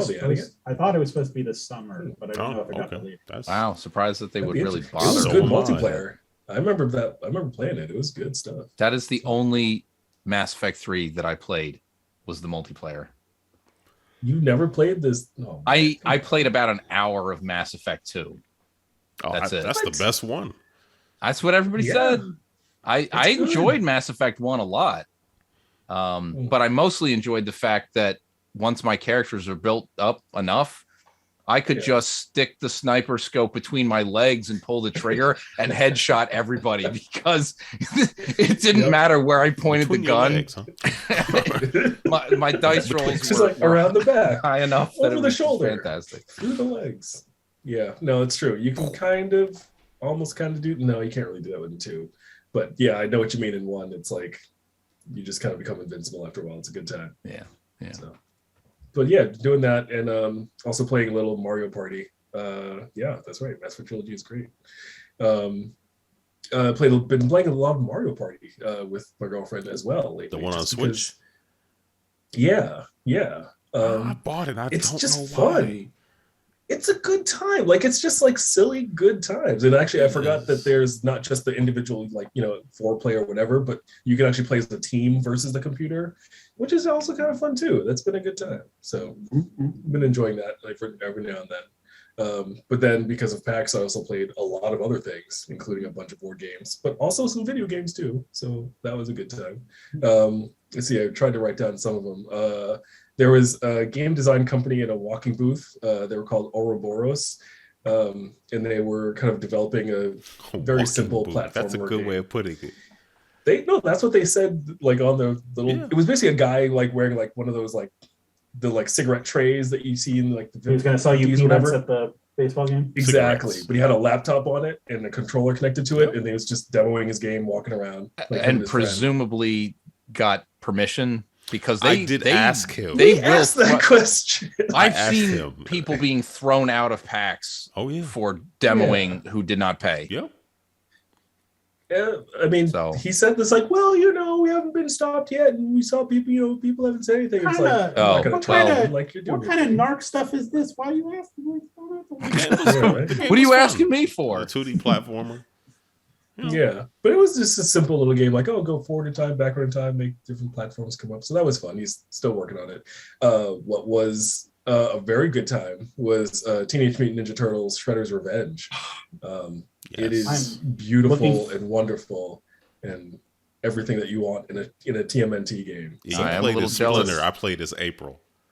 Yeah, you get to play as the 4 turtles, including and now also Splinter and April. So on the show floor, those were the 6. No other characters. Yeah, we didn't see any other characters. I don't know if there's going to be. Are you thinking like Shredder, Bebop, Rocksteady? I thought for some reason I thought there was some kind of version announced, or maybe I was just seeing someone's art where you also got to play as Krang in the robot suit. Ooh. Oh wow! Bebop, Rocksteady, and Shredder. Oh, maybe. I would have never guessed bad guys, but I mean, I think it's mostly just people clamoring for it. But I've read plenty of hope of Casey Jones, which seems like a perfect fit. Yes, it does. That would be we did actually ask about will there be extra characters or anything else? And he did. I thought they did make some noise about we're not saying anything yet. I don't know if the game sells really well, we will gladly take more of your money. But I think they have something more. It wouldn't surprise me, but it plays really well. It does. So it was a good time. I guess I have to have a confession at this moment. I pre-ordered the Dumb Collector's Edition for this game, and I'm very much looking forward to it. Now, is you talking about this game or the Cowabunga collection? Oh wait, maybe I'm thinking of the Cowabunga collection. Because that's the one that's got the poster and the little figurine thingies and the art book. Yeah, no, this is the Cowabunga collection. I just want to say more steel books and stuff. I haven't. Yeah. Yeah. Yeah, this is the Cowabunga. Couch co-op and online co-op. I'm very excited. Yeah, that sounds cool. I mean, I've got ways of playing all these games, but I would be into the idea of owning that anyway, just to have it. True story.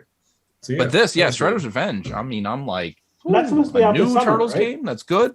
Yeah, I think so. Yeah, this summer. But then the collection comes out, I think, towards the fall or a little bit later. It's Best Buy has it as December 31st. Yeah. Oh well, that's not going to be the day.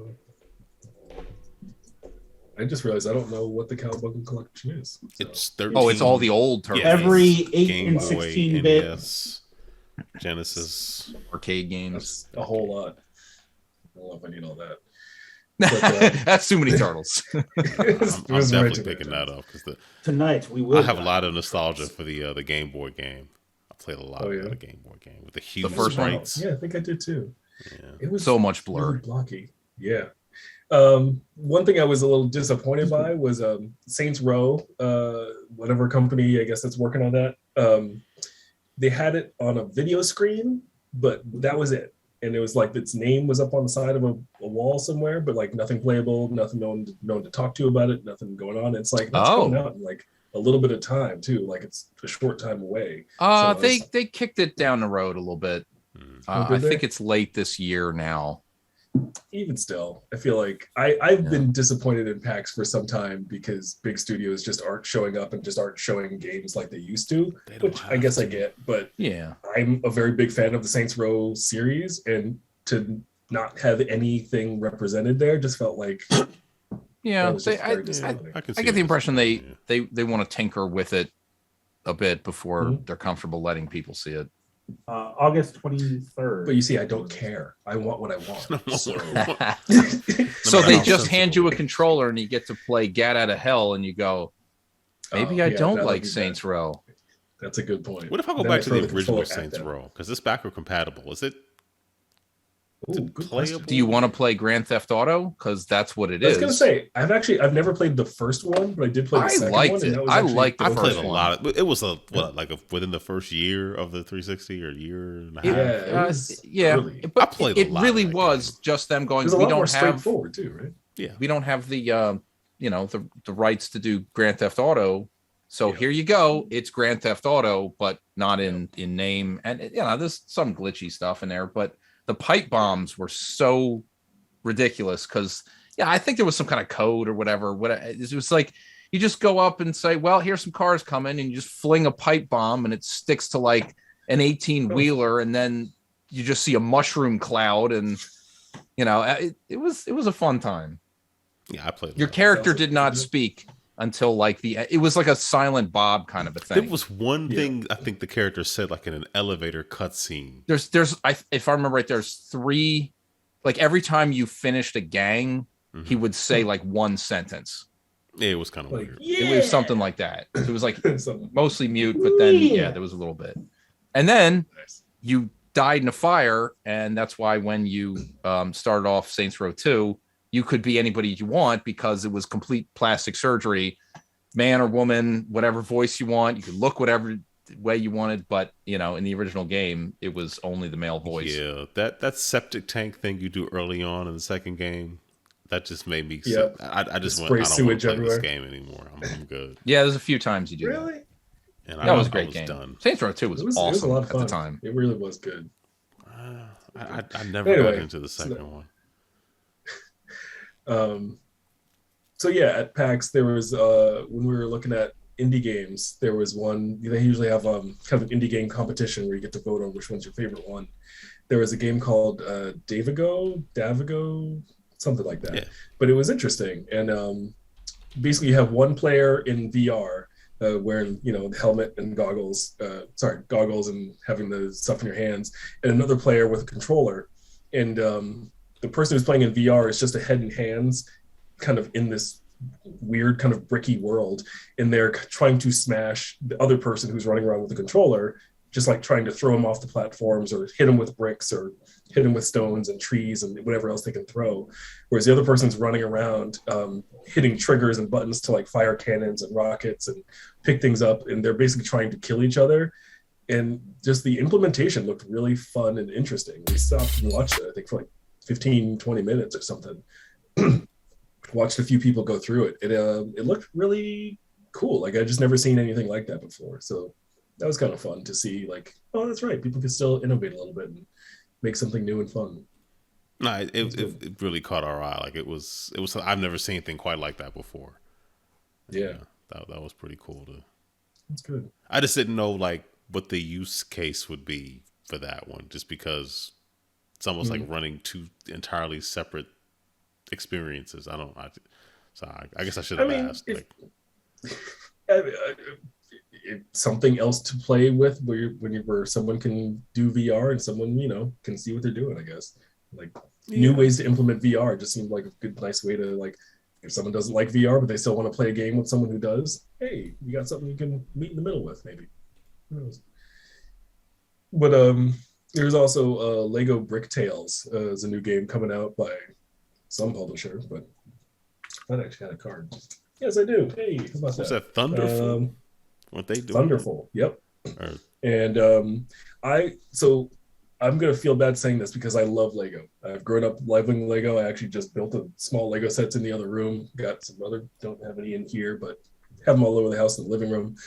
This game did not look like fun to me, which I'm really surprised about, because you play as a minifig, just kind of moving through the world. And maybe I think what it is that this game feels like it's geared towards much younger kids. You move through the world and you hit certain triggers of different things, and like, oh, you have to go across this open area, build a bridge. And so you go into this like kind of building screen, and you get to just build a bridge however you want. But maybe it's because the first time I was playing the game and looking through it, I was kind of looking for like, is there a specific way that they want you to build a bridge? It's like, no, you really can just build whatever you want, as long as it's kind of spans the gap. It doesn't even have to be structural. It'll work. And it's like, they only give you limited pieces though to do it. So that's why I was like, there has to be some kind of trick here. And then I realized halfway in, like, oh no, there's no trick. It's just build what you want to do to solve this puzzle, and then walk around, do another puzzle, build something else. And it's like, okay, that's kind of cute, I guess. Yeah, it's almost like the Lego games, like the other Lego games, but instead of just holding on the button where you throw everything together, right? You have to rotate each piece. I played through most of the demo. I thought it was all right. I don't know how much I would want to, how long I really want to play that, but I don't know. It worked okay, I guess. I think that's exactly it. Like, it felt like a good way to implement a virtual Lego game. Like it's, if someone wants to play a Lego video game, like that's what I would kind of expect. But it actually, thinking about it afterwards, it really made me appreciate all the other Lego games that are out there, where they actually kind of tell a story and have you move through a world. And yeah, you're building something, but it's really just about the pieces and kind of the celebration of Lego in general. So it didn't exactly like that game. Like I said, I think it was maybe geared towards younger kids, but it did actually make me appreciate it and actually maybe want to play some of the other Lego games out there, because they're just kind of fun. So that new Lego Star Wars thing looks really good. Like, I mean, visually. Yeah. It feels like they just kind of keep repackaging the same games over and over again. So, I mean, yeah. I mean, Like, I think that's kind of what those games are. Like, all of this is new stuff. So like, they're not literally reusing. So, okay. Because I thought it was literally the same games over and over. No, it's watch the video of it. It's like, wow, okay, it looks impressive. I will actually give that a try then. But yeah, because Aaron was there, of course, I played a bunch of board games. It was actually fun. It was actually surprisingly fun. Wow. No, that's not fair. I did have a very good time, and I did voluntarily play a lot of board games. I even bought a number of board games while I was there. That's true too. So I'm looking forward to some of those coming in, and some of the ones that I actually bought. We just need to open up and play. But looking at this short list here: Patchwork, Azul, Point Salad, Abstract Academy, Runes and Regulations, which I have played before, but played it again while Aaron and his wife were here, which was a really good time. I will say that when playing Runes and Regulations, it was me and my girlfriend and Aaron and his wife, so 4 of us were playing. My girlfriend and I got into a spirited discussion about one of the rules of the game. If anyone knows the game, and it wasn't like bad-natured or anything, but if anyone knows the game, you have 5, or you're supposed to win the game with 5 monsters in front of your fence. And something happened in the game where basically one of my monsters was changed into a shrub, but I was able to get 5 more. And with the last one, I would have won at the end of my turn. But Nancy believes that you're only allowed to have up to 5 slots in front of you, like only 5 monsters. So if one of them is a shrub, you can't do anything about it. Whereas that's what the rule book don't say. Shows. Yeah. The rule book has a diagram that shows a space for 5 cards in front of your fence, but it doesn't say anything, which I thought was interesting, because the rule book does very specifically state in other places, here are the limits for different things. Like, you can only do this many things here. You can only have this many things here. You can only have this. It never says anything about you can only have 5 monsters or slots in front of you. So eventually I did win the game because of that. We just kind of like let it go. But I do actually. I don't know if she let it go. I asked her about it earlier today, and she was like, "Oh, so you're going to talk about the time when I was right?"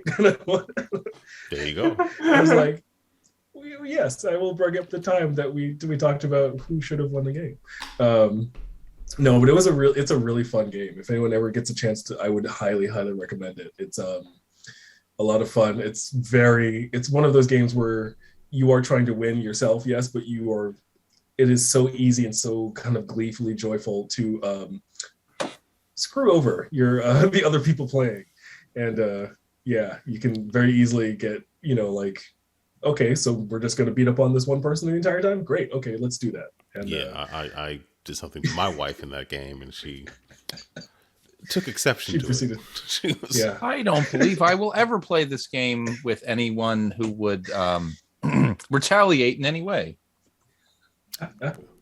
It's fun though. It's made by the people who made Unstable Unicorns, but it's a more like refined version of that. Are they? Yeah. They also did the Exploding Kittens, or is that a different company? I think so. I'm not sure. I thought the Unicorns and Exploding Kittens was the same company. It might be. I could be wrong. I don't know. We did end up buying a bunch of T-shirts from them. T-Turtle, I think, when they were at the con, so that was a good time. And we had picked up Unstable Unicorns and something with llamas. I can't remember the name of it. And Here to Slay as well from them. So Llama Unleashed or something like that. Yeah, I think that was it. Yeah. But that's going to be a gift for Nancy's parents because they own a llama farm, or a goat farm with llamas on it. So I figured that'd be fun. They also love board games. Farm. So yeah, a lot of board games played. And most of those for the first time. Runes and Regulations is the only one that I've ever played before. So I was actually really happy to play Azul because I've seen it around a bunch and never played it before. But it's fun. It's a good time. Who knew board games could be interesting? Yeah. Let's not say things we can't think of. So yeah, that's mostly what I've been playing. Is all that. What about you, Mike?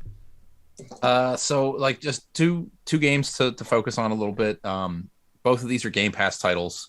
Aaron originally, I think, was the one clued me in on this first one called I think it's pronounced Infernax. That's how I've been pronouncing it. Infernax. I don't know, but it's more or less a Castlevania clone. Basically Metroidvania, but I think it takes a lot of cues from Simon's Quest, which was really a prototype for the Castlevania Metroid style. I mean, there's, towns and things of that nature. There's like a really obvious, actually there's a lot of obvious like connections to Simon's Quest, like a day-night cycle. Yeah.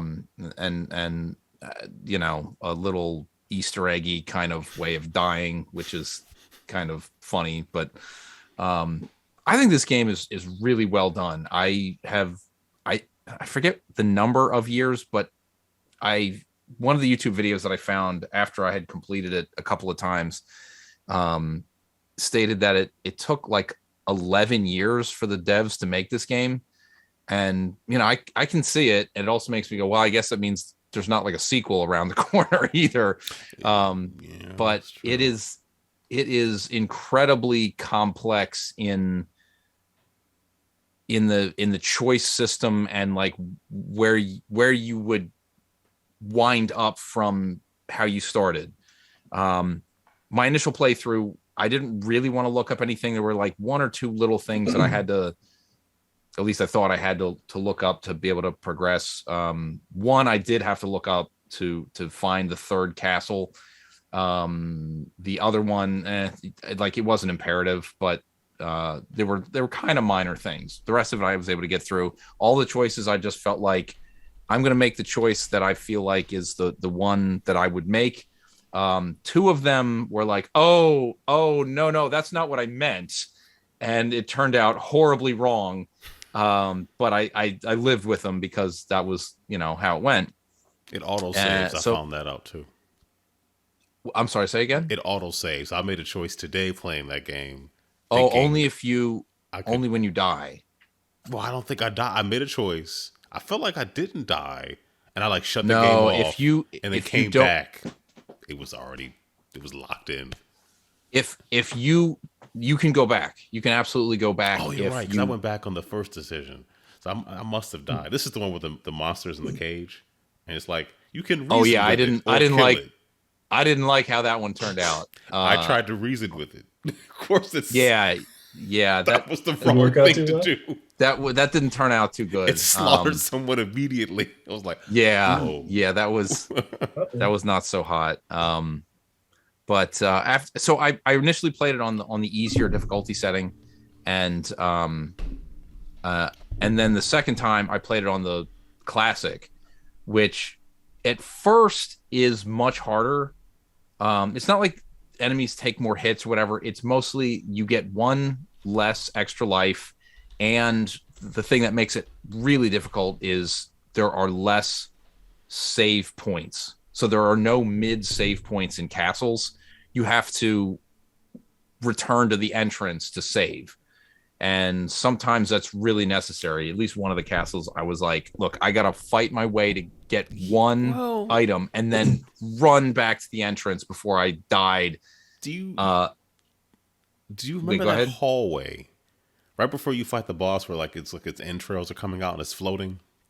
Well, it's sitting at first. That boss, there's a hallway right before there with a save spot, like 2 rooms before you get to it. only on the easier difficulty. Oh, okay. It's not there in classic. I farmed experience and leveled everything up. Yeah. You can max out right there, no problem. Yeah, no problem. But the classic setting, there are no saves inside of castles at all.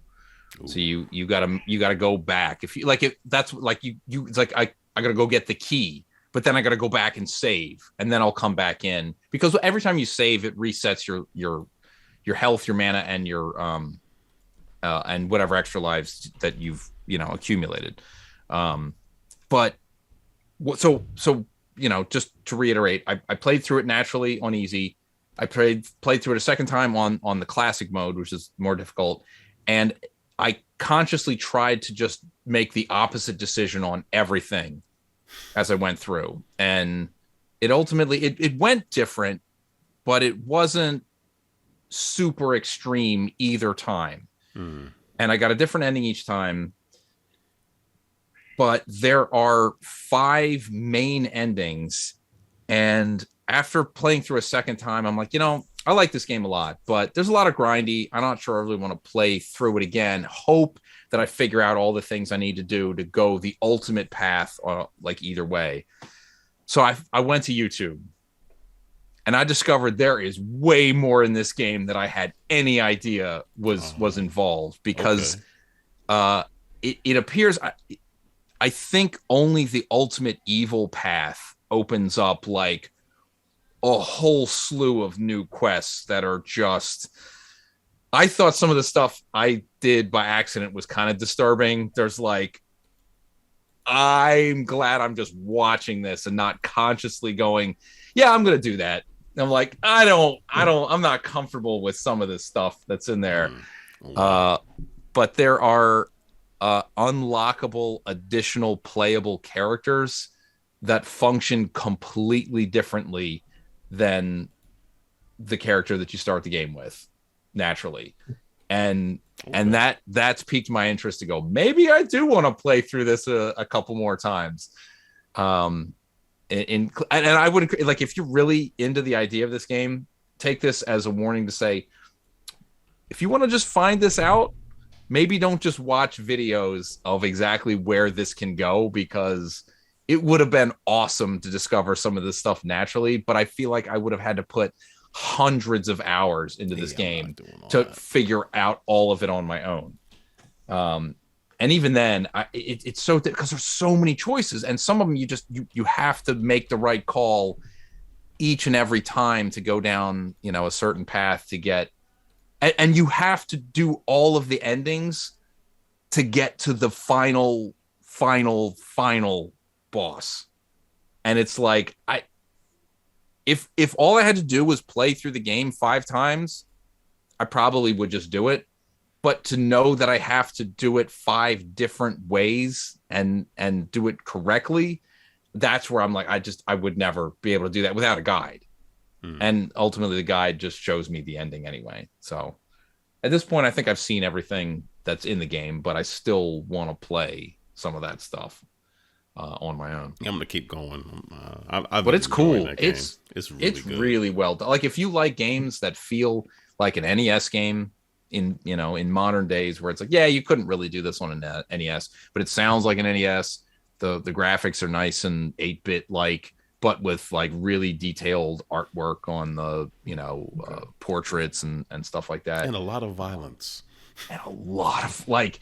Initially, it was like I was kind of nauseous by some of the stuff I was looking at, but I really did get used to it. But again, I didn't do some of the really grotesque stuff that you need to do to get the ultimate evil, and I'm like, yeah, I don't know. This is pretty harsh. But yeah, it made me go, oh, I wonder if Limited Run's going to do a physical copy of this, because I mean I like this game. I could totally go for a physical copy of this. And it was like, oh yeah, we sold out like a year ago. A year ago? This game didn't come out a year ago. It's like, yeah, but you should have known that you would have liked this game and pre-ordered it like way before it came out, I guess. You knew like, all right, well, I hope it's just. I just hope it's one of those ones that they print enough copies that it shows up at Best Buy or something. It is very well done. Yeah, it's dope. It's a cool game. And the controls are way more forgiving than an original Castlevania game. Like you can adjust your jump midair, and you need to for some of these jumps.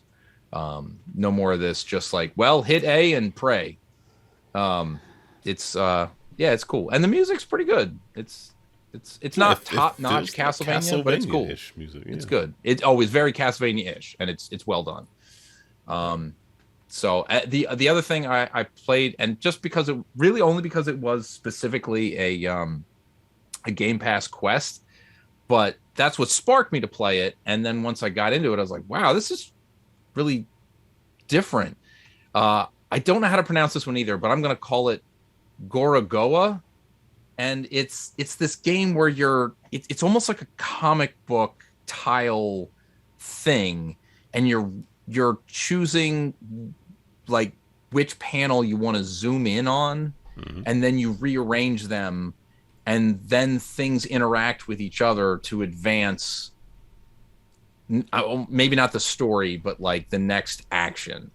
And it's all like there's clues where there'd be like one of the things is an image of, say, a statue holding out a plate with a fruit basket on it or something like that. And then you got to figure out how to get the kid to carry the fruit to the statue. And it's all just like the classic click and point adventure game mentality of, well, I don't know if this would really make any sense, but if you keep trying, eventually these things will just sort of come together. But it's very much a puzzle game. Like one of the last things that I accomplished, it was like you set something in motion, and then if you move the tiles just before something else happens, then it flows together in like a Mousetrap, the board game style of a thing. So it's pretty, I don't know if ingenious is the right word, but it's an interesting concept, something I don't think I've ever done before in a video game, and I appreciate it. So it was a cool little, like, I would have never tried this game out except for Game Pass, the quest specifically. Just because it's on Game Pass, I still would have been like, yeah, not for me, moved on, but gave it a try, and I'm like, you know what, this is kind of cool. So I think I'll go back to it, because each achievement that I earned was like 100 points. So I think I've progressed probably a quarter of the way or so, maybe a third of the way through the game in one night. So maybe it's a short game. I don't know, but Pretty good. It's kind of cool. I've heard of it, but I never played it. No, it's on. It's on mobile platforms, and it's on probably. Yeah, everything. it feels like a game that would work on touchscreen very easily. Yeah. So very cool. So Aaron, what have you been playing? All right, I'll do my best to keep it brief, but actually, so I played a bunch of different board games and stuff at PAX, but just some stuff that kind of stood out. Actually, no, I'm talking about this. I did a stream on, what was that, Monday? On Monday with Jess from Chickskin Game, and she taught me how to play Rajas of the Ganges, the dice game. I guess it's Rajas of the Ganges, the dice charmer. So it's one of these roll and writes where you're, you have one part of the sheet, you're kind of like moving from your home and drawing lines into different things. The other part of your sheet, you are enlisting the services of people to like help you to sell goods and get goods and stuff like that. It's really good. I really liked it. Looking forward to playing it again. And somebody on BGG put up their own little, I shouldn't say little, their own solo variant. So kind of want to check that out. But it's really good. So I think I streamed that. So I think around lunchtime on Monday with her. That was a lot of fun. Yeah, there were a lot of different. Not as many as the video games, but a lot of different games that I checked out while I was at PAX. And one of the ones I really liked, man, you played this one as well, was Word Heist from GameRight. So basically, this like, was it 7 letters and maybe 1 or 2 vowels? And everybody has to like write down a word using them. And like if you use the 2 different cars in a certain spot, you get points for it. And there's like 2 other objectives. Like if you might get an extra point if like common letters and uncommon letters, vowels and stuff. Yeah. So you'll get extra points if your word begins and ends in a vowel or is only 4 letters and stuff like that. That's really fun. I liked it. And then so what you do is you write down your word, but then you got a point for every one of your tokens you put on the cards that have letters on them to allow other people to guess. Betting so it's like a risk reward of like you get a point for every clue you give to all your opponents. So if they don't get your word, you get the points. If they do, you don't really get anything. Well, actually, that happened to me. Well, do you get anything or like they get something as well? I don't know, but no, because I think what happens is like you're both trying to like steal words by like making words from the letters there, but also stop other people from stealing words. And so you can kind of taunt people by saying like, oh, here's 3 letters that I'm going to use. So if someone guesses your word, you get no points. They get the points that you would have gotten. Yes, that absolutely. That's the heist part. Yeah, you're right. So that was a lot of fun. I like word games. I really do like word games. I don't know. I played a game called there's a convention called Unpub. It's in the DC area, but then Unpub will go to other conventions, and then like Unpub was at PAX Unplugged. This is a place people who have unpublished board games can come and have people test them out. So I played a game called Enemies to Lovers. So it's about these 2 guys who are like running different, like they're both leaders of their own armies. It's the backdrop is sort of a like a Romeo and Juliet-esque kind of thing. So like it's a trick taking game where like you're playing cards and trying to get a higher value numbers of cards. But then if you you can advance, you can either win by just beating your enemy, or if you happen to like tie each other to like if you tie each other like 4 times, narratively these 2 different generals like fall in love. So it's like it goes from like a competitive game based on how you play to potentially a cooperative game. Very interesting. I really liked it. I mean, it's not published yet, but I really dug it. It was something I've never played anything quite like that before. And then then the designer had different scenarios for, well, if you won, then you open up this envelope and play with these cards with these values. If you tie, then you play with the, hey, we're in love. You open up these. So that's pretty cool. And then there's like different goals at that point. Well, yeah, it's like you keep playing, and narratively, if you fell in love, let's say at one point, then if one person beats the other one in like the subsequent chapter, narratively, like your families are trying to tear you apart. So there's like a narrative behind who's winning, who's losing. Very interesting. So, play a lot. I can't go through everything, but then I guess the last thing I'll mention is my kids really like this game called. You ever heard of a game called Spot It before?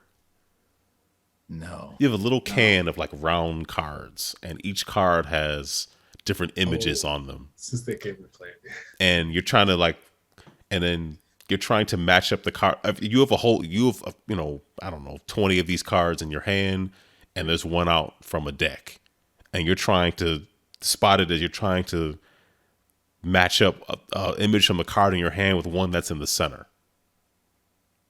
And whoever gets rid of all their cards first wins the game. So what this game does, this game's called Flip-Pix. And what it does is there's, you remember this? I remember this, yeah. So this game kind of takes that premise, but instead you have images on the cards on one side, but then there's letters. So you're going from matching three pictures on one side and 3 letters on the other. Yeah. Or like I think there's usually more pictures than letters. Oh, yeah, but maybe. You're alternating. You're alternating matching letters to pictures, pictures to letters. Oh, like just going back and forth. I don't know. I like that. It's a really fun game. It was you have fun. to constantly flip the cards in your hands and shuffle through them and think like really quick. So if there's like a card in the center with like a book, an apple, and a boat on it, you're looking at letters in your hand for letters to match up with A or B or something else that starts, one of the pictures. So if you could say like Granny Smith apple, because it's green, you could put down the G if you have it. Yeah, but then you have to keep flipping your hands. When you tried Royal Bird, we were like, no. It was Regal Bird. Regal Bird, no. Nice try. There's an eagle on the picture, and I had like 2 cards left in my hand, and one of them had an R, and I was like, Regal Bird. Nope. Sure, that's what it is. Nope. No one bit for it. So it's, you tried. I did. You tried. And then a couple other things I tried when I was there. A game from, I think it was at Tribute Games' booth. They had a pretty big booth. It was called The Last Hero of Nostalgia. Everything wants to be Dark Souls now, of course. So, right bumper, right, light attack, right trigger. But the whole premise is like you're like a stick figure. And you're going through this castle and all the enemies are pretty tough. It's like a Dark Souls thing, but the whole point was like your character is like a stick with like armor on. It was, I don't know. I'm not making it sound interesting, but it was actually very interesting. I really liked it.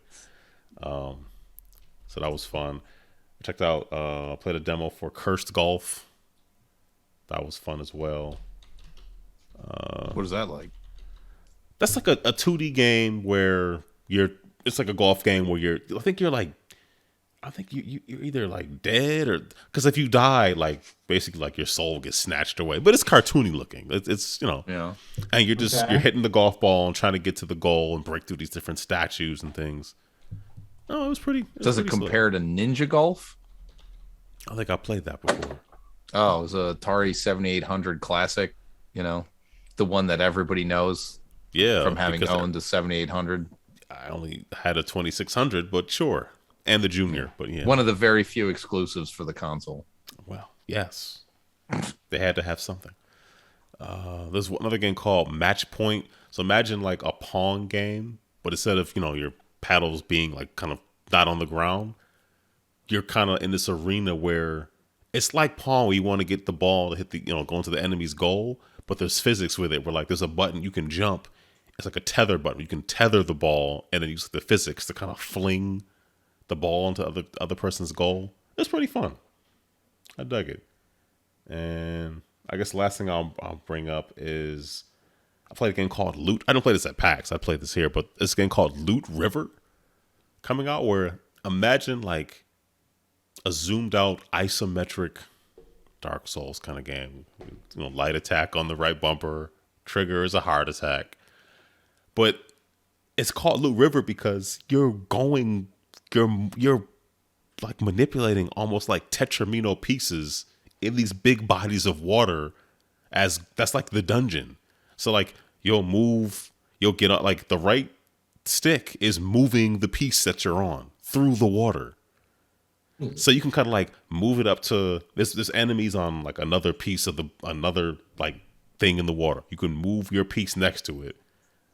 And like they're trying to kill you. So maybe like let 2 enemies onto the piece you're on, pull it away, fight them, kill them, then go back up, dock it, run off, fight something else. So it's like instead of just walking through a level, you're moving pieces through the water. It's very interesting. Never played anything quite like it, but it has a Souls-ish kind of appeal to it. I got out to a boss and got obliterated. But then that just like you're kind of supposed to, because that's how the story goes, and then you're like in this world, and I don't know. It seemed pretty neat. So yeah, that was it for me. So Tony, how about you? This should be real quick. So I mean, I continue playing Horizon Forbidden West. I think that game is great. How many hours are you in? I saved yesterday, I think, of between 50 and 60. Wow. I think. Okay. So you're like an eighth of the way through. You know, it's... I mean, I've unlocked most of the landmass, but not all of it. I know there are a couple pieces. So you're just like scouring every area, or I mean, I am trying to do a lot of the side quests, and so like, I don't think this is too spoilery, but there is a Mass Effect loyalty mission system kind of built in.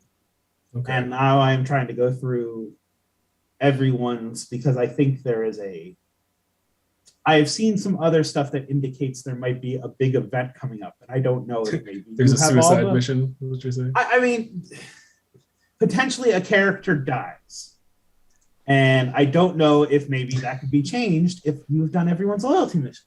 Oh, do you pick whoever your sexual partner is or whatever? I don't think so. I think it's going to be a relatively static character. Do you get to choose one of the robot dinosaurs as your love interest? So you can. The physics of that just doesn't sound very good. I mean, was any of it any good in Mass Effect either? So, I mean, no. I think you're just thinking of Saints Row 3 or 4, where you can pick relations you can pick with the robot, the orb, right? You can be like, hey, inanimate object. Let's. But it's inconsequential. I mean, I'm really enjoying the game. Apparently, it leaves it open for a sequel. Well, they're not going to close it off now. There's only 2 games in. Well, right, but like the first game, only the after credit scene left it open for a sequel. Like if you finish that game, it ended rather definitively. Like, oh, hey, you stopped the big baddie and whatnot. Wait, did Aloy say, but we got to go back and rescue some of the robot dinosaurs before the island gets obliterated by a volcano? Not Fallen Kingdom, but like, anyway, I'm not even good. I'm good. So anyway, I'm still enjoying that. Like I keep leveling up my character, and like there's 5 or 6 different skill trees that you can fully work out, and I know I have at least 3 of them done. So I've been very much enjoying that game. When I get a chance to go back to it, my PS2 or PS5, for example, was sitting in a bag for the last 2 weeks. So because I wasn't here, particular reason why? Oh, because you brought it. Because you had to hook it up. I brought it over. No, I didn't bring it on the train. I brought it over somewhere. I came back, and then it pretty much almost immediately left. So it just. Oh, okay. I never hooked it back up.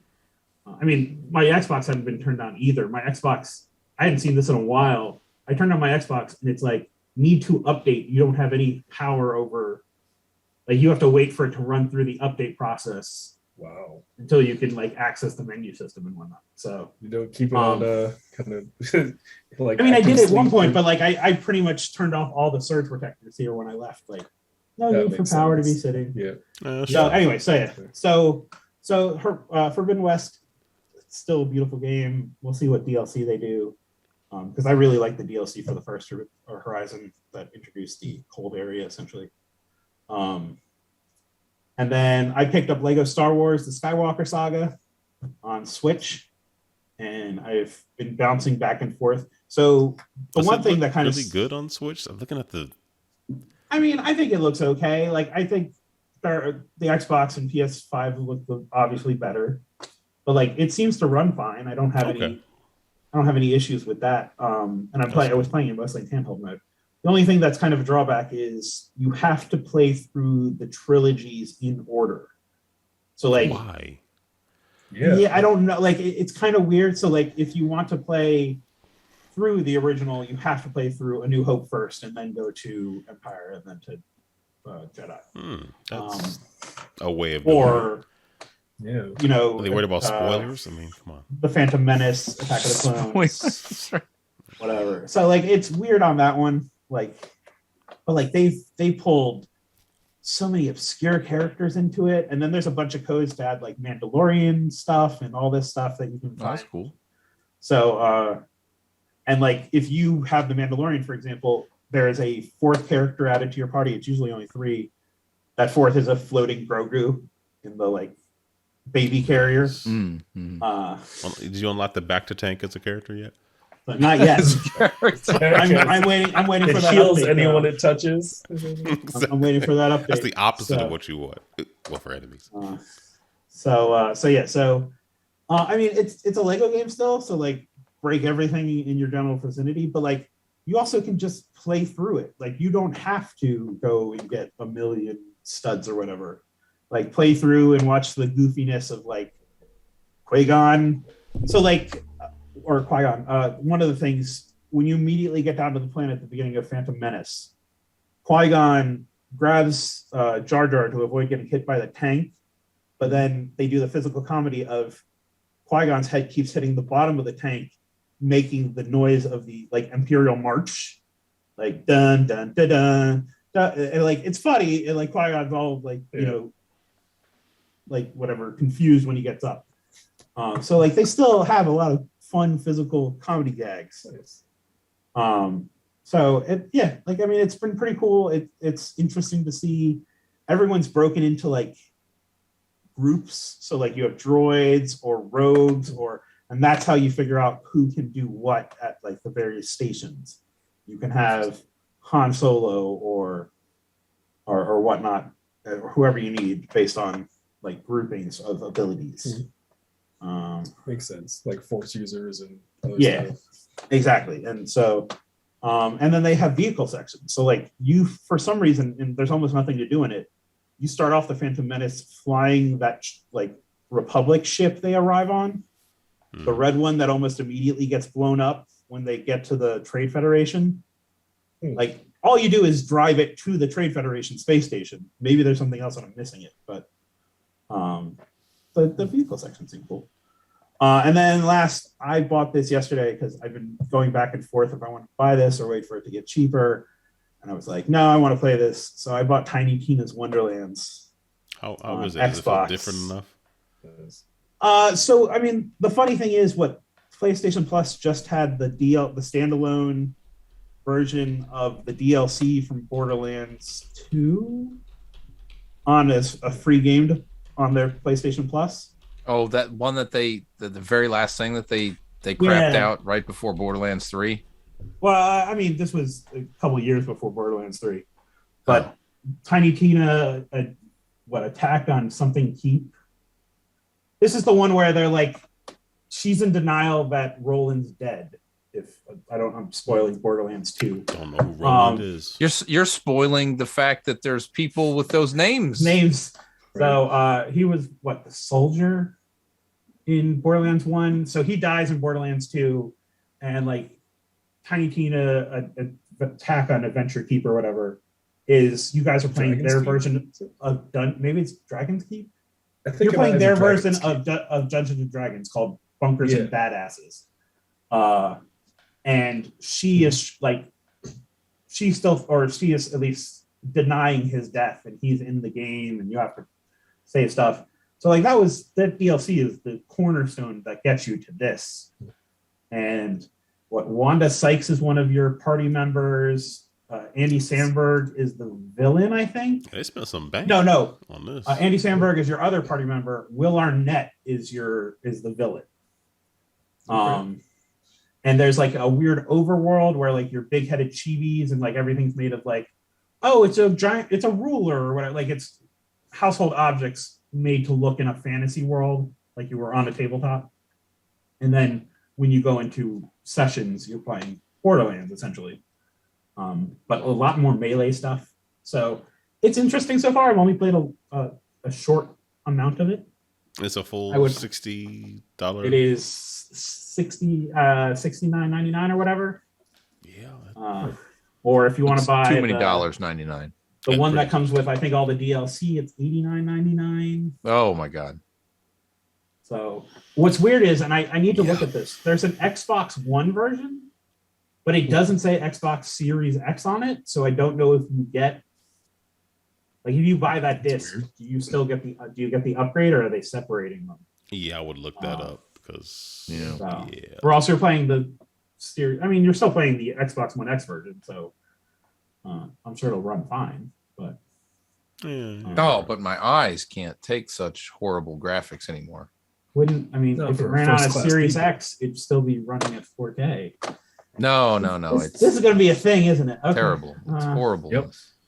Yes, take off that. That's okay. It's a thing with my family. So, I'm looking at the Wonderlands website, and they do separate out Xbox One versus Series X and S. Well, and there's like the $69 version is called like the next. It's not next gen, but it's some kind of like next version update. Next level edition. Next level edition, and that makes me wonder if that's where it sits. We'll see. I don't know. And then what? Nintendo Switch Sports comes in today, so I am looking forward to that. Let me know how that goes. Yeah. So who are you going to inflict? Play it with first. Actually, I am told my girlfriend's mother very much enjoys what Wii Sports and whatnot. So I am going to earn brownie points, and that is exactly what.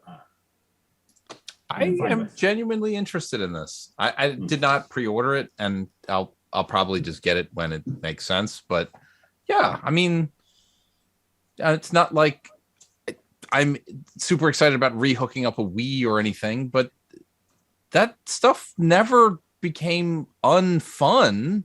No, it was fun. I wish I could find an HD version. Like I can get the digital version of Wii Sports Club or whatever. Yeah, if you get it before they shut the servers down this year. Well, right, but like getting a physical copy, super expensive. Yeah. And then aren't they bringing? They've already announced like one of the games is it golf that's coming to it post-release. So like it has the games in it. All it really needs is bowling. It already has bowling. So and that'll serve 80% of the viewing audience. Yeah, golf to be added this fall. So, I mean, I always liked Wii Sports Bowl or boxing, but the worst one. It's not the worst one. I can't come up with a worser one, but it's not the worst one. I mean, of the 4 or 5 or whatever it was, it's like I enjoyed all of them more than the boxing. I like boxing a lot. I felt like the nunchuck did not have much fidelity at all. I mean, I'll admit, like the first time I fell in love with it was like someone got it that Christmas that the Wii was first out, and like we that's also when we discovered that you could see there was some utility on the Wii that you could see all the IR points that the Wiimote was picking up. Oh, and wow. we pointed it at a Christmas tree, and the screen lit up like a Christmas tree. Neat. So I've never seen that. So yeah, so like it was a real, I don't know, it was a real fun time. So, but yeah, I'm looking forward to that tomorrow. I guess I think soccer is going to be the one that's not that great out of this, but we will see. But yeah, that's really all I've got at this moment. So. Thank you for the follow. Are you thanking me? No, Nasty Girl V. I'll just follow. Thank you for the follow. Do you have Jingle All the Way follow alerts? Was that Sinbad from Jingle All the Way? That was. I really like that movie. It's that still movie funny to is me. A fun movie. It really is. Just saw that. I mean, the real question is, do you remember Kazam or not? I remember it. I remember it not being a good movie. No. Do you? Because isn't that the Mandela Effect movie? It's Shazam you're actually thinking of with Shaquille O'Neal. Oh, nice. Yeah. Sinbad in a... So what did you just say? Wait a minute. You said Kazam. Yeah. Kazam. That's what it was. No, isn't it Shazam? No, it's the other way around. Is it the other way around? It's actually Kazam. So I'm confused. Like, wait a minute. What? But Sinbad's not in that movie either. No. What are you talking about? The thing that they made a few years ago, the DC Comics movie. That's Shazam. Okay. One sec. There's a popular internet theory that Sinbad played a genie in a 90s movie that doesn't actually It was an exist. SNL skit. But we know that he didn't. we know that he did No, not. it was an SNL skit. It wasn't a movie. It was an SNL skit. See, no, I'm not wrong here because, sorry, internet, Sinbad never played a genie and Shazam doesn't exist. It is Shazam that people think he was in. And why would anyone think he was in Shazam? What? Because Shazam from the 90s, not Shazam from the DC Comics movie. What? I'm telling you, people are convinced a movie called Shazam from the 90s exists with Sinbad as a genie. This is like a thing. It's the same idea as, do you remember Ecto-Pies? What? No. Do you remember the green filling hostess thing? Yeah. Like a green No, Ecto-Pies didn't exist. They never did. We called Tasty Cake to ask. Like, because my office was convinced they exist. There was the Turtles one. Yeah, that had the green crap in it. Yeah. Right. But we all could swear we remember having Ecto-Pies.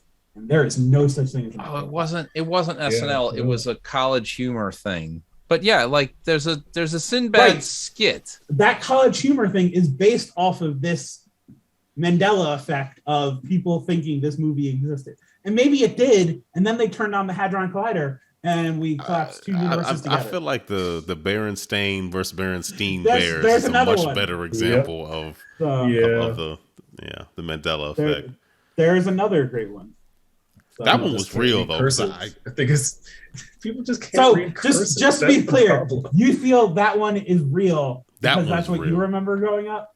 Yeah. So again, is this a government conspiracy? Is this like timelines collapsing? I think we all just called it what it wasn't, and we just accepted.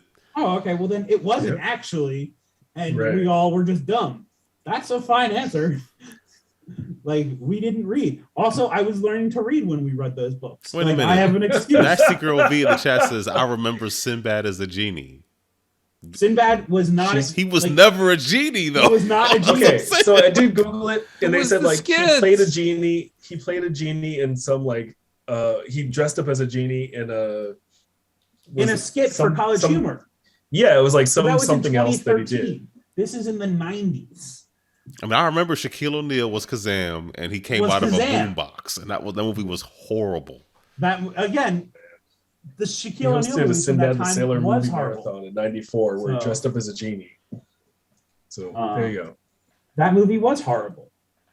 Just like Steel is a horrible movie. Steel is a horrible movie. That's true. I heard Jonah Hex is. I don't plan on watching it, but Jonah Hex is also not a great movie. So. But you can watch it on Paramount Plus or HBO. One of them. Right, we should probably get out of here. I didn't really fully read the article. Something about Sony making, I guess. Well, they're rolling out their new PlayStation Plus crap, but I guess they're making devs put up demos of games. I was reading about that. Like some kind of timed demo thing. So I don't know. Because game development wasn't hard enough. Somebody said that Sony's basically handling that, as in like it's a timer that they just slap on the. That's probably what's going to happen, but that might not be the best way to do it. But do you think they're going to trust that? Because that means you're wasting a bunch of bandwidth to download parts of the game that you're never going to see until you buy it, and then B, that also means anyone could download the games, crack them. And then suddenly you have access. Like, it's the easiest way. Like, once you can bypass whatever their protection is, which will happen. Microsoft already lets you do that. So, I don't know. Does it make that much of a difference?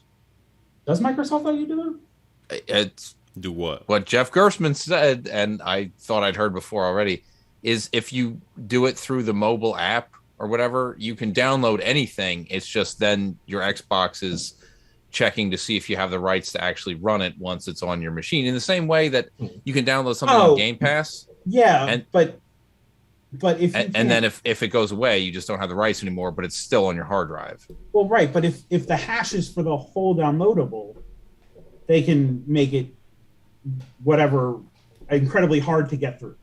But if you have to give the user access to part of the content without separating the content from the rest of your executable, you've already given them the means to which to bypass your encryption, because it has to let you play the game. I mean, you're the expert. I don't know nothing about any of that. I mean, that's how I would look at it. I would assume. I'm sure there are probably schemas that I'm not thinking of, but.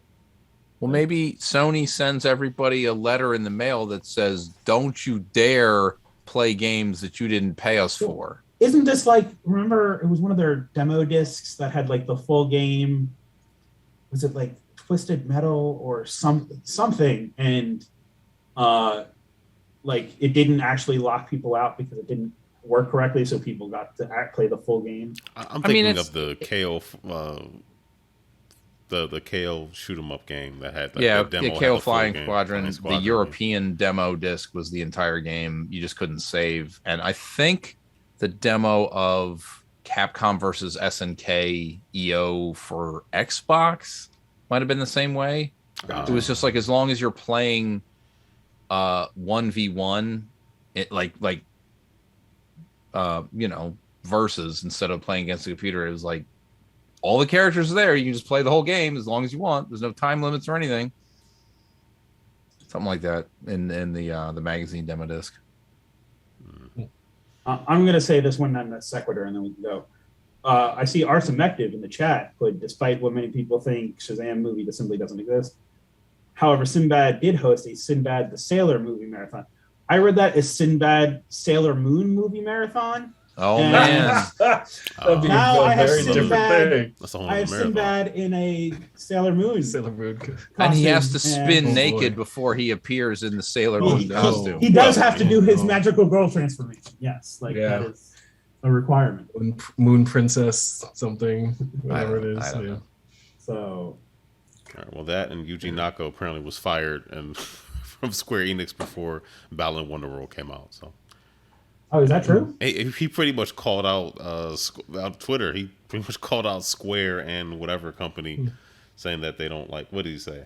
It's a real shame that we released the unfinished work Balan Wonderland to the world. I wanted to release it to the world as an action game in a proper form, considering various things. I think Square and Zest are companies that do not care about games and game fans. Yuji Naka tweeted this. Yo, I'm sure that's just a translation, but I wanted to release it to the world as an action game in a proper form, considering various things. It's a great. That doesn't mean anything in English anyway. But do you think it doesn't? Because like, remember, Balan Wonderworld's story, kind of like Halo, is only available really in the book. Yep. That they released the same day as the game. I cannot believe they made a 3D platformer where you only use a single button to do everything. That just seems unfathomable. A single button. It's irrelevant to me, except for the part where I couldn't find it at my Walmart for $2. I picked up a copy. I have it on Switch sealed. Gonna pay for my kids' college. So okay, if I saw it for cheap, I would pick it up, but I haven't. It's on sale right now this week for like $11. I'm like, I'm not doing it. So, but yeah, I don't know. I'm gonna put it next to Mike. What was the other one he did? I think he did it. Who did the Sky Soldier one? The one that you could. Rodea. Yeah, the one that you could buy for Wii U, and it came with a Wii copy of the game, which played better. I have it. Yeah, I think I have it I have the 3DS version. I have a 3DS version too. Yes. Somehow the Wii, but it wasn't every copy. I have a copy for the Wii U that does not include the Wii version. Oh, I have the one that has both.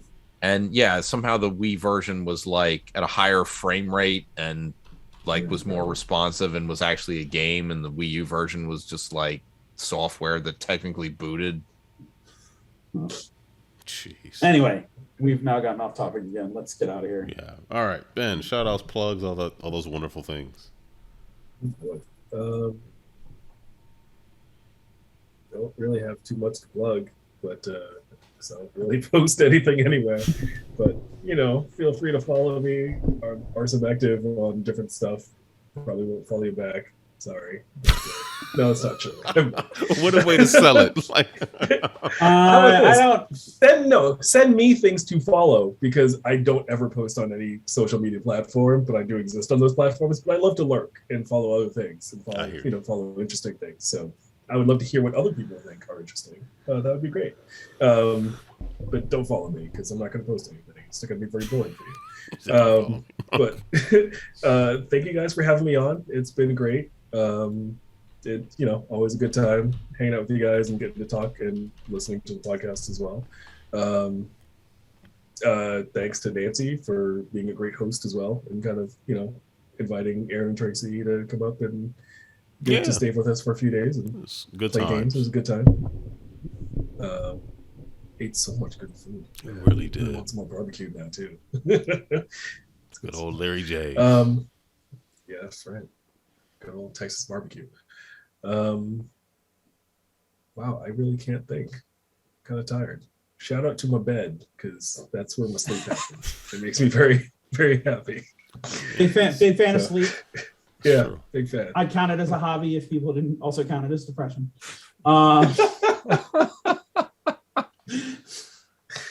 Yeah. Yep. All right. Who's next? All right, Mike. Fist bumps to my man narcolepsy.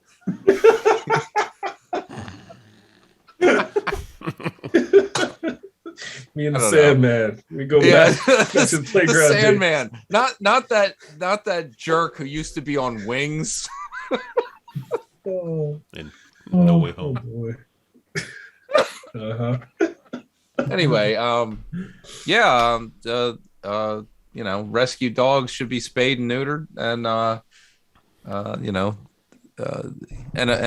the rest. But anyone's eligible, I always encourage the donation of blood. So, yeah, the same old.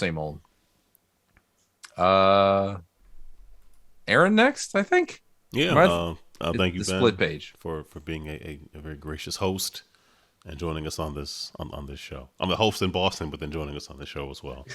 Thank you for hosting me here. There you go. Thank you everybody who jumped onto the stream, watched us, make comments, questions, all kind of things. You make the show better. Appreciate you being here. You want to reach us, you can always email us at podcast@GameEnthus.com. You can hit us up on our various Twitter incarnations, Ad Indifferent, Second Eyes of One, Tiny415, Assault Suit. And if you want to leave us a voicemail, you can always do that at 202-573-7686. And that is it. Tiny, how about you? Man, it is already the end of April, and you haven't signed up to support your local Children's Miracle Network at extra-life.org. Play some games and help some sick kids and change the future of children's health. Or change children's health. That's the hashtag now. Or if you can't participate, go to extra-life.org/team/GameEnthus and donate to your favorite GameEnthus personality. I'm like $133 away from hitting that $1,000, getting my medal. So, well done, sir. So That's all right. we're doing okay. So, check that out. Otherwise, that's really all I've got at this moment. Speaking of good food, I happened to see Ben this weekend, and we went to get sushi. So, and we were talking about when we're all inviting ourselves to Mike's house. So, yeah. Just tell me when. I'll be here. Just a subtle. Hey, yeah, we're gonna invite you. So no. But actually, yes, that was 100% a topic. But anyway, otherwise, hey, have a great night. Yep. Until the next time, everyone. Lord willing, we will be back. Peace.